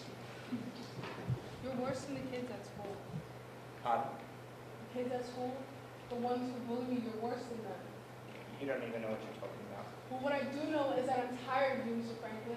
I'm tired of you telling me to stop talking because that's all anybody ever does. I'm just real with people. But you've done nothing this whole time. There's nothing to do. Yes, there is. What then? One of us has to jump. Jasper, don't say that. Charlotte, it's been 9 hours. Nobody is coming. Bud, I'll jump. What? One of us has to. No, don't do it. You know how long it's been? Jasper. You know, science is the only subject where I can understand myself. So I chose to come here for community service, but now that stabbed me in the back too. I just want to get out of here. Now's not the time. Then when, Charlotte? Are you just gonna wait up here until we rot? Nobody is coming. Don't jump. Don't. There's no way out. Jasper, no. I'm going to. I won't let you. Just let him. What? Let him jump. What are you saying? If you're willing to. Don't talk about him like he can't hear you. This is for the best. No! Pathetic. What are you doing? Jasper, there's only one person here who deserves to feel this free fall. Stop. Why do you think Jasper deserves to jump instead of you, Franklin? Are you just that much better than him? Emergency nets activated. Emergency nets activated. Wait. And that just opened up. That means that this is... Well played, everyone. Thank you very much for participating. This was merely an experiment created so that scientists can better understand the human mind and how we as a species deal with fear. The scientific community thanks you profusely for your contribution to the advancement of artificial intelligence. This was all staged, real as it might have seemed. Additionally, since nobody jumped of their own accord, you will not be receiving the previously promised rewards of extra rations. We apologize for the inconvenience. Thank you again, and enjoy the rest of your night. You're going to be sorry you ever did this to me. You okay? You're a really good kid, bud. You remind me of Eli. Just try and push through, okay?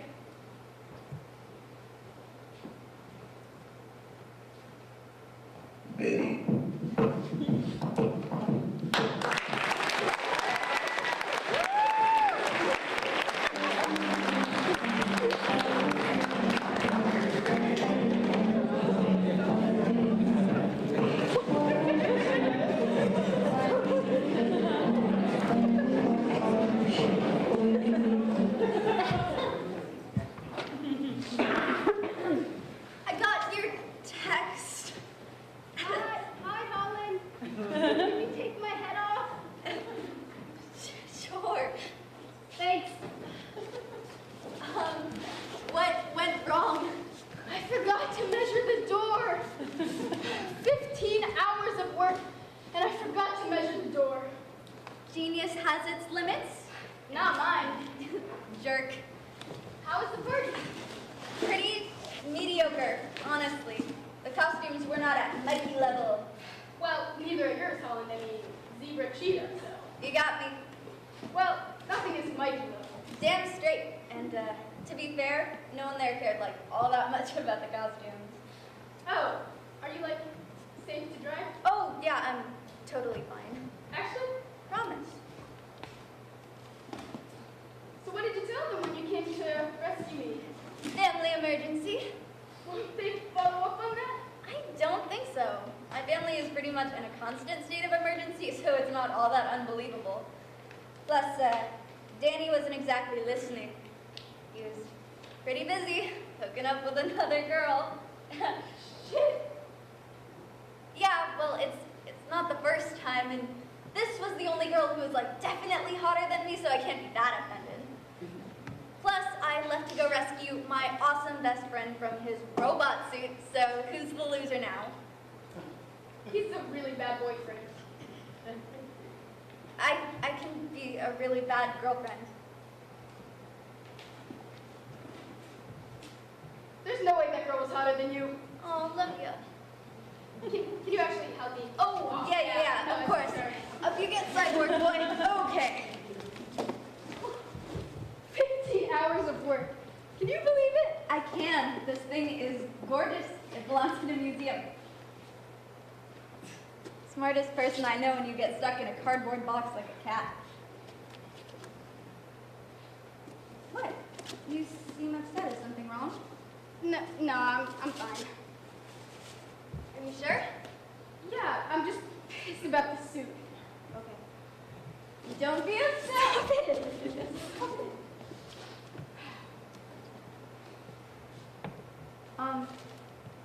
Mikey? Oh, damn, I forgot I had those in there! Why did you fill your robot suit with goldfish? It takes a really long time to get this on, okay? Are there any more snacks? I don't think so. I forget. You are literally the best. So, what were the big Halloween plans? I was probably just gonna stay in, work on my drone. Oof, dude, you know that is not my forte. Every time you mention robots, my eyes like glaze over. It's not technically a robot, so. Oh, you know that's not my thing. But I like this robot. You're destroying it. Hey, all at your request.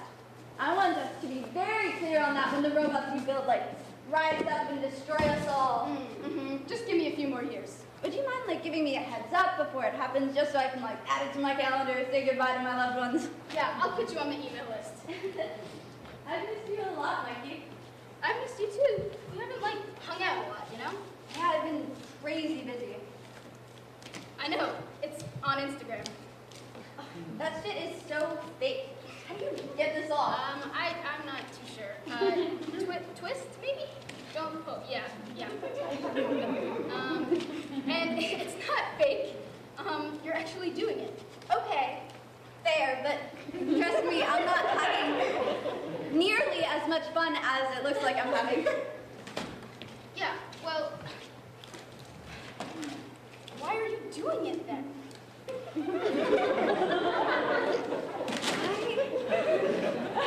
I don't know. I want to, I guess. My friends are. Those are two different responses. Yeah, no shit, Sherlock. You know, not all your friends are, like, at parties. Yeah, some of my friends trap themselves in like 30 cardboard boxes. Well, you don't put those friends on Instagram, okay? You're mad. Yeah, I'm just pissed about this stupid costume. Okay.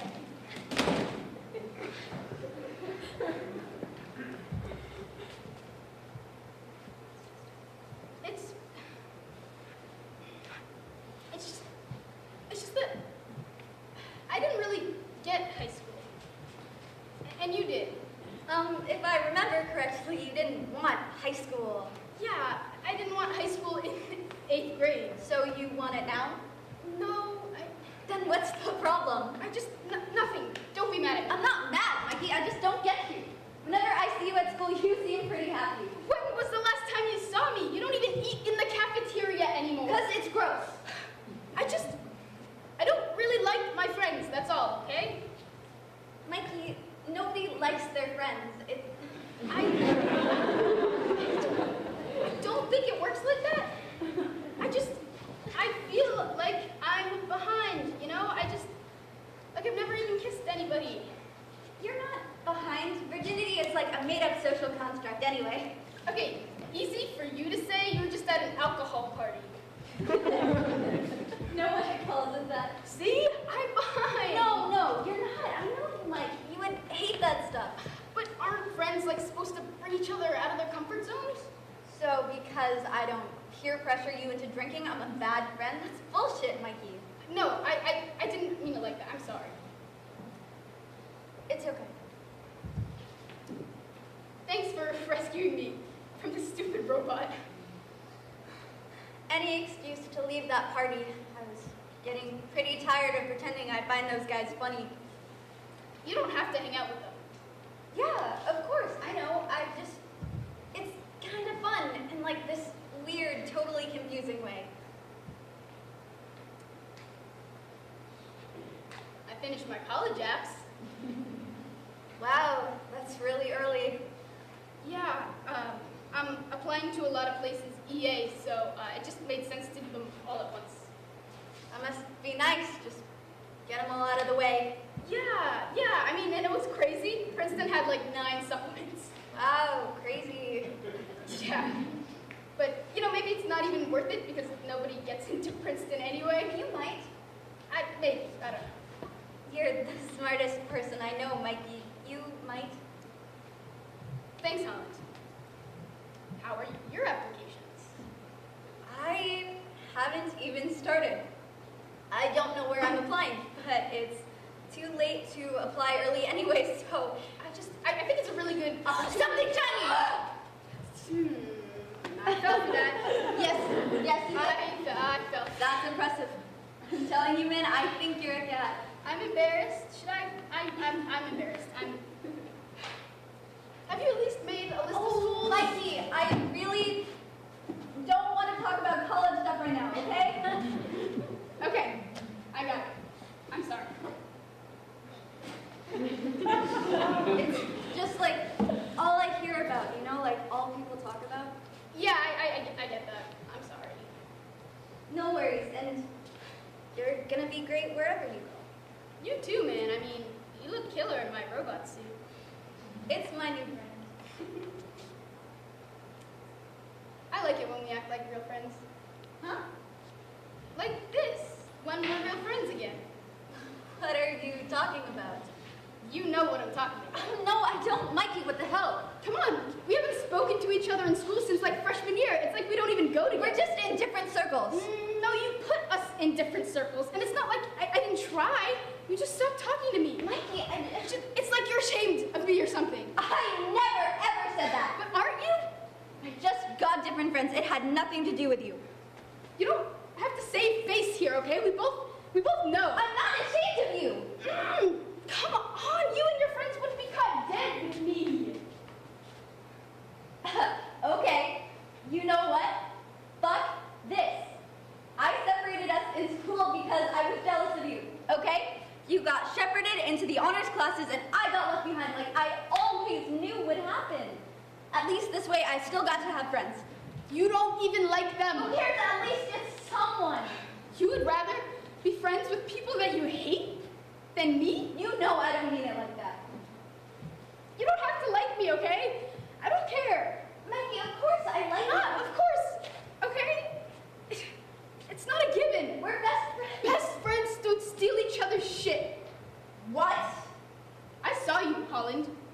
I saw you in the hallway with your stupid, loud friends, and you were laughing about some remote controller that Danny was holding, and then you reached over and started pulling out all the buttons. That was yours? Yeah, it was mine. It controls my drone, and I need it because I have a comp in a week, but you don't actually care. Oh my god, Mikey, I swear I did not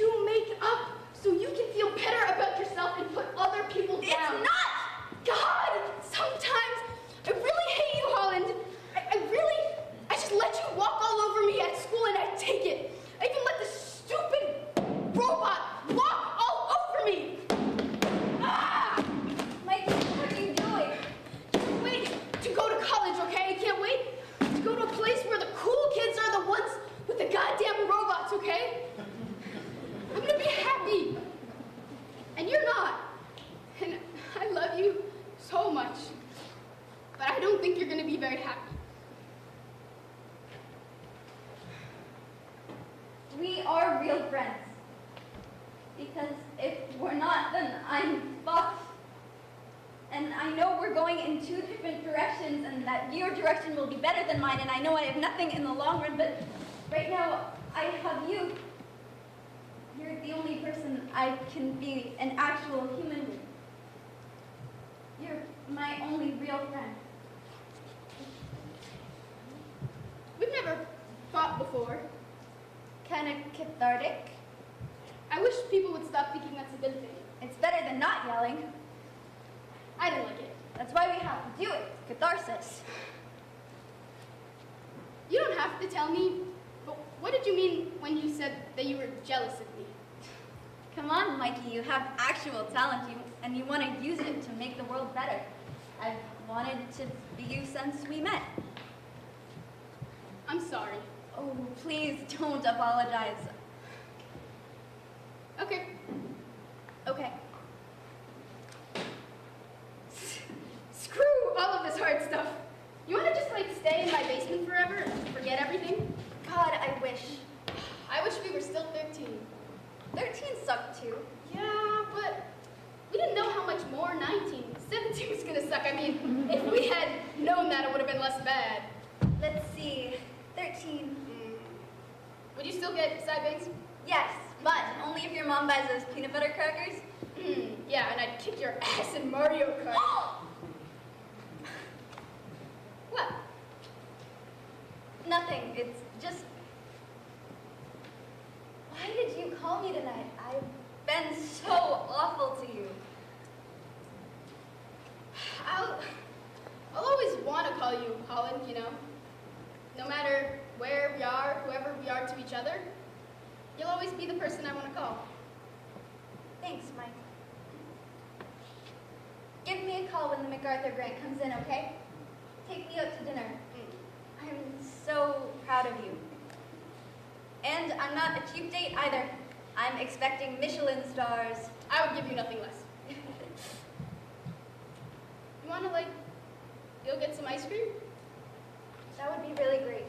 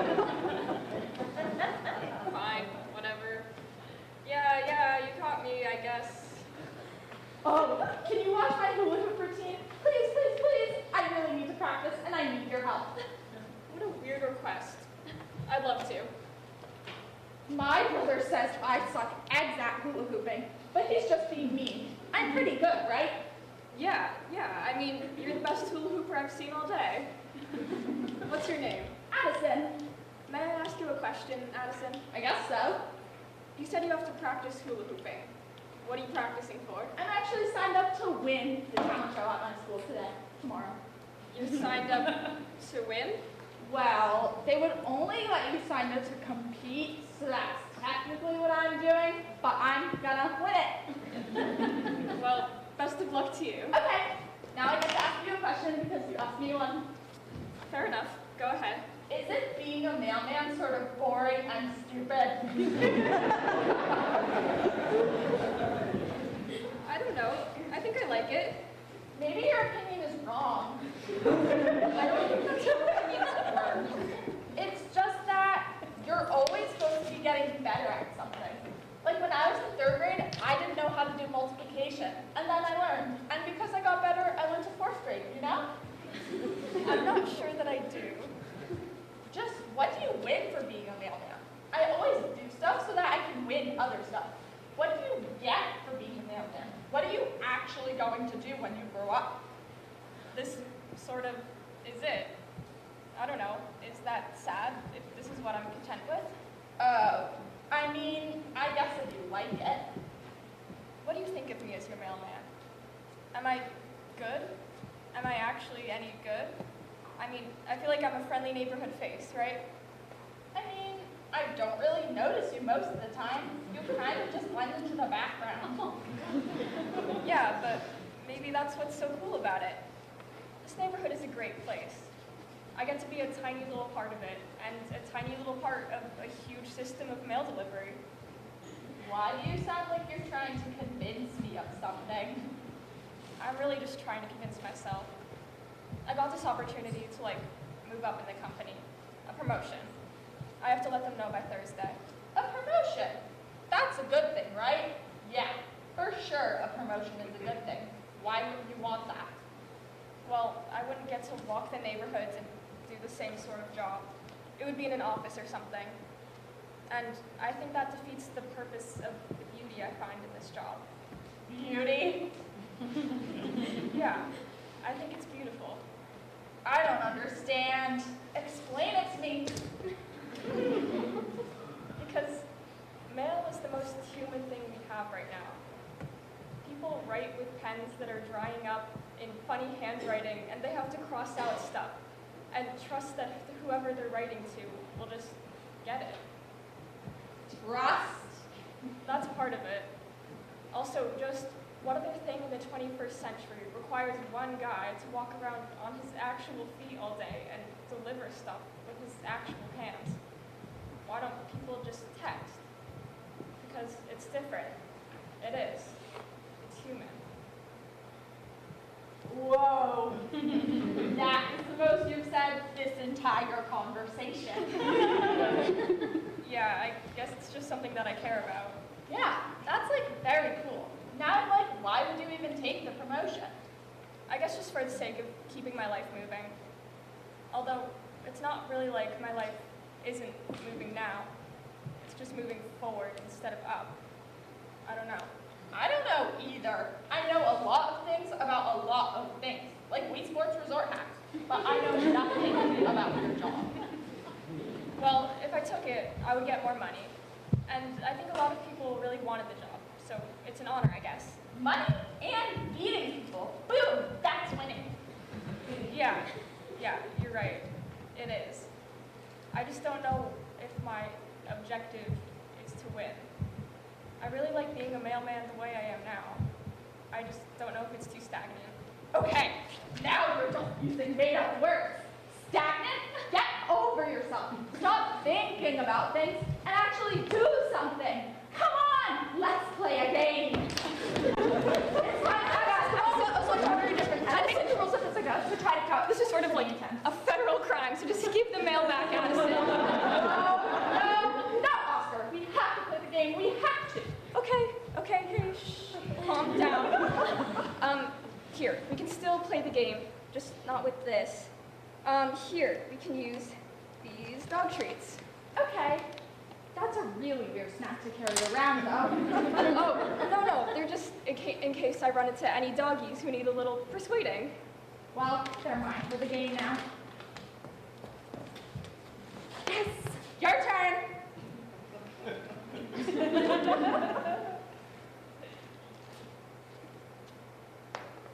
You totally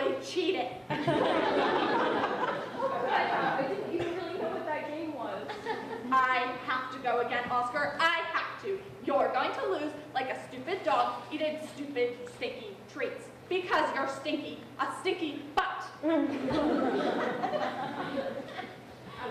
can you stop? Oh, you're just scared of losing. Yes, I am. And I think I'm equally scared of winning. I just don't like games. What do you mean you don't like games? Just like, okay, I didn't mean that I don't like games at all. I just hate people when they play games. Like, you just called me a stinky butt. And I thought we were getting to be friends. You hate me? It's not my fault for wanting to win. Everybody wants to win. Yeah, but why you, specifically? Like, so badly? It's just that I never win at anything. And everybody knows it. Like at school, we were voting for most likelies, and they voted me most likely for this to be the only thing she'll ever win. Wait, really? No, but they might as well have.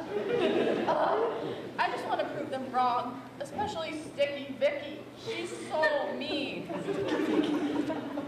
But that's not the only reason you hula hoop, is it? Don't you practice because it's fun? I mean, it is fun, but the talent show is tomorrow, and my brother says I'm bad, and you can't win if you're bad. What do you get if you win? That's when the judge decides that you can hula hoop better than Sticky Vicky can beatbox. So you get the Chipotle gift card, and you walk around school knowing you won and feeling like the queen of the world. But I feel like there must be times when you can have that winning feeling without ever actually beating Sticky Vicky or getting the Chipotle gift card at all. I don't know. I think maybe if I went up on stage and hula hooped my favorite song in the whole world and got off the stage grinning, that I could go home without ever knowing who the winner was. But then, what's the point? I practice and I work really hard because I know eventually, one day, I will probably win. I don't know what the point is. I don't know. Ugh, you're still thinking about that promotion thing, aren't you? Yeah, I was sort of geared up to take it since that's the obvious move, you know? You're offered a promotion, you take it. But every day that I wake up and put on the uniform, it just gets harder to walk away from it all. I feel like the promotion is like me winning. And staying is for like hooping for hours on your own. Do you really like being a mailman that much? As much as I like to hoop? Close your eyes and just think about how it feels to hoop. Because I'm a part of something big. I'm a part of this. Addison, I'm your mailman. That's so cool to me. We all know each other, distantly. Number 117, up there, loves Food and Wine magazine, has done for years. Your neighbor on this side is always gardening when I come by, so I just hand him the mail directly. Barbara on Peach Street gets a love letter every Saturday. And when you're hooping, it's like all you can think about. And the wind goes whoosh right by you, and there's a rush. Because what if you drop the hoop? And you're so focused. I've never been focused on school or on anything, but I focus on hooping. Right? Something that's a joy to focus on. I have all these windows into other people. Not that they're my friends, but we are something to each other. I feel belonging here. That's better than control, right? Belonging. I feel like I belong on the stage. I just feel the beat, and it's kind of like dancing. It's like dancing and hard math problems and screaming at the top of your lungs all combined. It's a crazy, amazing feeling. I'll make you a deal. You promise to stay a mailman, I'll promise to go out there and have a blast hooping tomorrow. That sounds like a pretty good deal. Pinky promise! Pinky promise. You're a really interesting conversationalist. I think no matter what you do, that's always going to be true. If what you want is to own the stage, to be fabulous, I'm just saying that's going to happen. Whatever the judges say, that's going to happen. You really think I'm fabulous? It doesn't matter. Do you think you're fabulous? I'm always fabulous. Well, there you go then.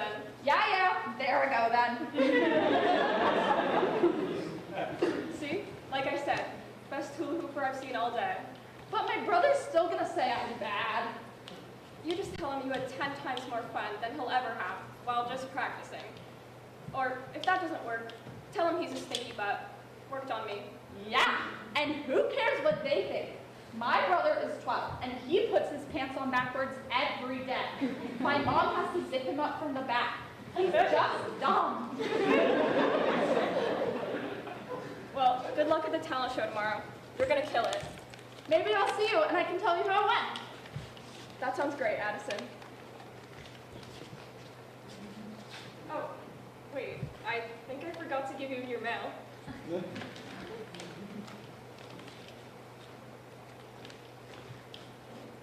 Oh, never mind. I already did. Okay. Bye. Bye!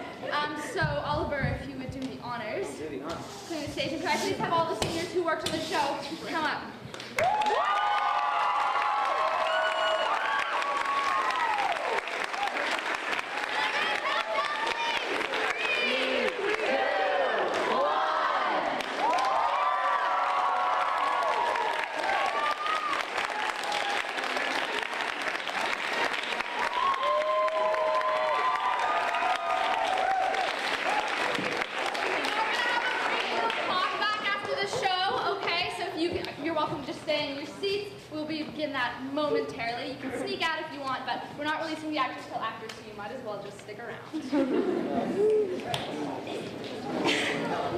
is a talk show.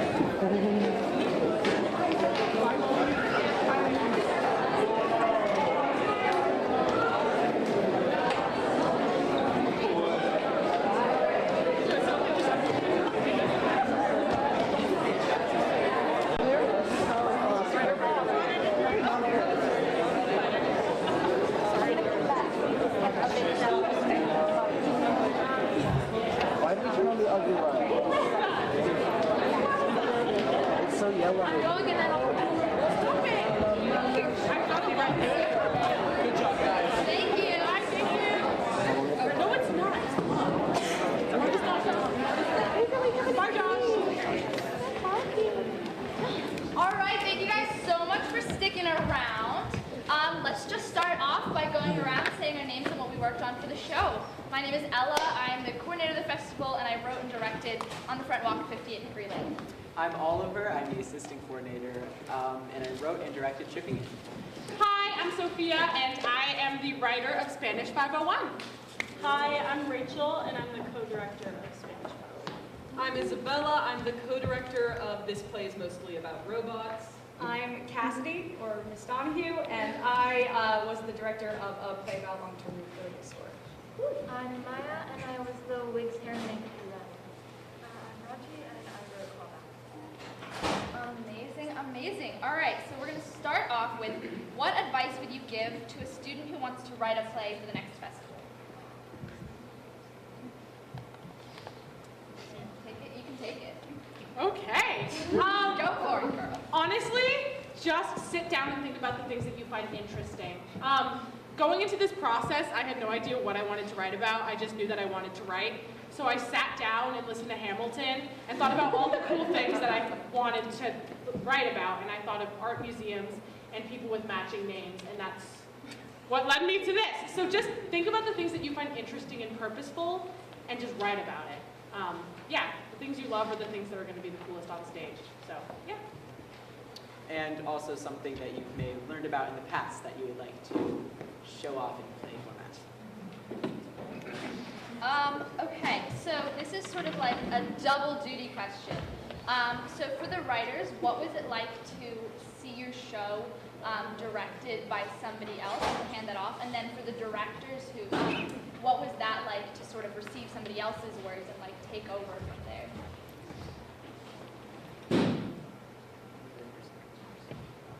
Let's start with Isabella.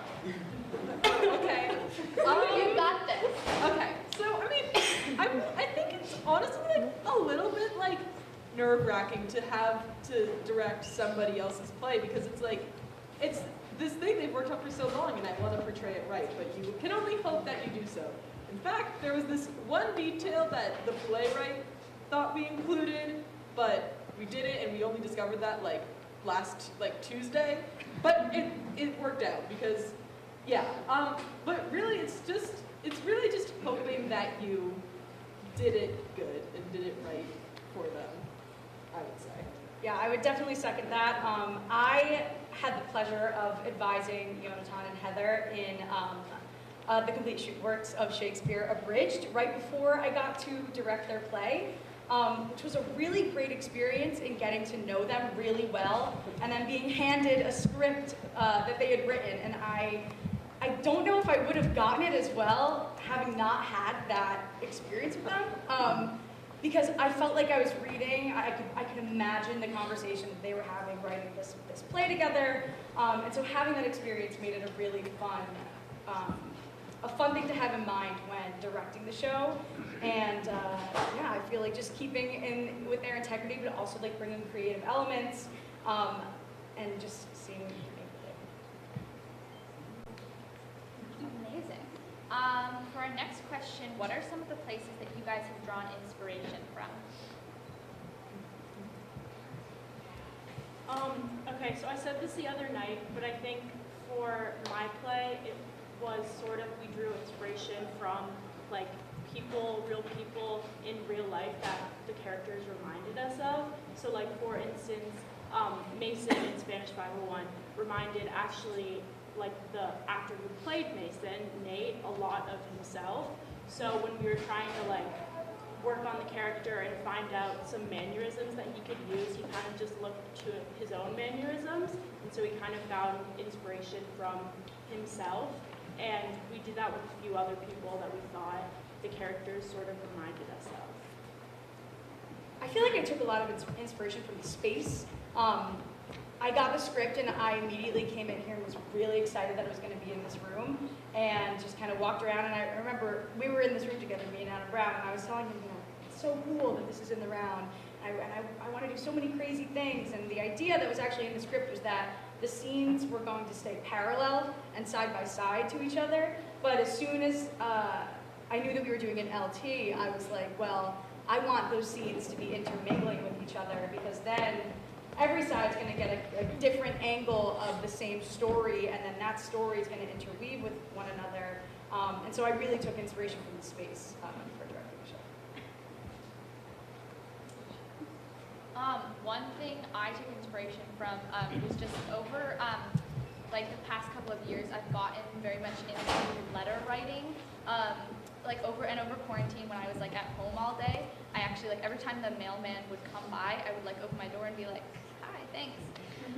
And so that like, I don't know, just sort of started like a bit of a, I don't know, fascination or something with the whole system, and just with like that job, and what that would be like.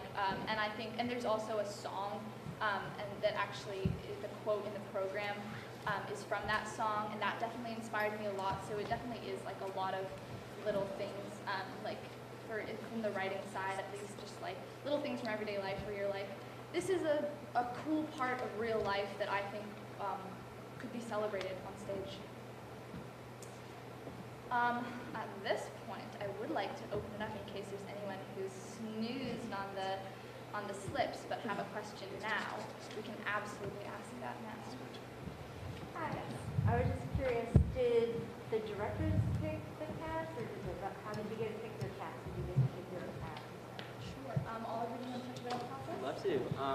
So everyone auditions in one pool, and the directors seek out the people who they think will fit their roles the best.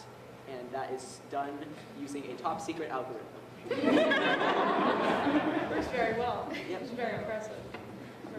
Yeah, so directors basically make like a bunch of like sort of cast lists almost, and then, you know, with like a bunch of names, and then we like run it through the algorithm. And we come out with like all the cast lists. But yeah, if they all audition in one big pool, you don't audition for the individual plays. That stays in this room.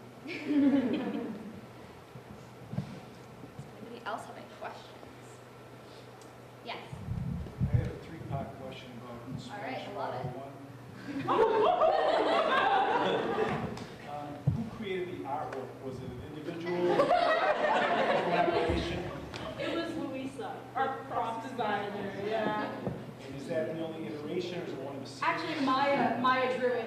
I'm being informed. Louisa asked me to sketch it out for her, and then she painted it, and she told me exactly which fruits and vegetables would be which parts of the painting. And so she painted it, and it's like her child. It's actually on sale for $3 million. Mr. Brown going to use it for a fundraiser. You can make a lot of it. You can fund all of next year. Put it in a show. Self-sufficient. All right. Any other questions? Is anyone over here? Yeah. Another props question. In the Isabella, you represents in the robots play, the part of the costume is destroyed in the final moments of the play. So does that have to be rebuilt multiple times? So what the students department did was they made just one like robot, like torso, arms, legs, all that good stuff, and then they made 3 different robot heads, so that one could be destroyed each night. We are very grateful for that, because I think the robot being destroyed adds a lot to the show. So. Yeah. I was just curious. There were a couple of the shows. I guess Spanish 501, and then I can't remember which the other one was, but where there were couples. But it wasn't. It was like, will they or won't they? And I was just curious if the writers or directors had a feeling about whether they did or didn't. Oh, baby! I was this close to writing a second play for the writers for our like final meeting, because I do want Mason and Macy to be a thing after. So in this writer's brain, they are a thing afterwards. But I think for me, I didn't want that to take up the space of the story. I wanted it to be a part of it, and I wanted that relationship to look like it would continue beyond the pages. But it's definitely a will they. It's just a matter of when. So yeah. I think there's a little bit of will they, won't they in robots, and the writer actually wrote it with the intention of there not being any type of like romantic tension between the characters, but then me and my co-director, we just kind of went in with it like. It's definitely there. Like he keeps talking, like wants to say I like you, but then. And honestly, I mean, if they do, I think that if they tried to get together, it wouldn't last long. I think they're definitely better as friends. I do think that's one of the I think that sort of speaks to like the nature of this festival is that, I mean, it's a bunch of high schoolers who are writing these plays and then interpreting them on stage.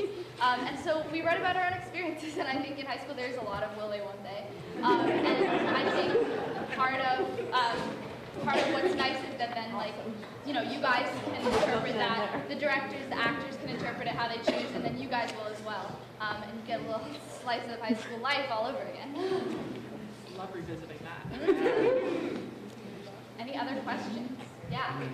So Zoe in her robot suit, was the part when she couldn't take the leg off, was that playing? I honestly don't really know, because on the first night it wasn't. And then we kind of told her it was really funny, maybe do it again the other nights. And so I don't know.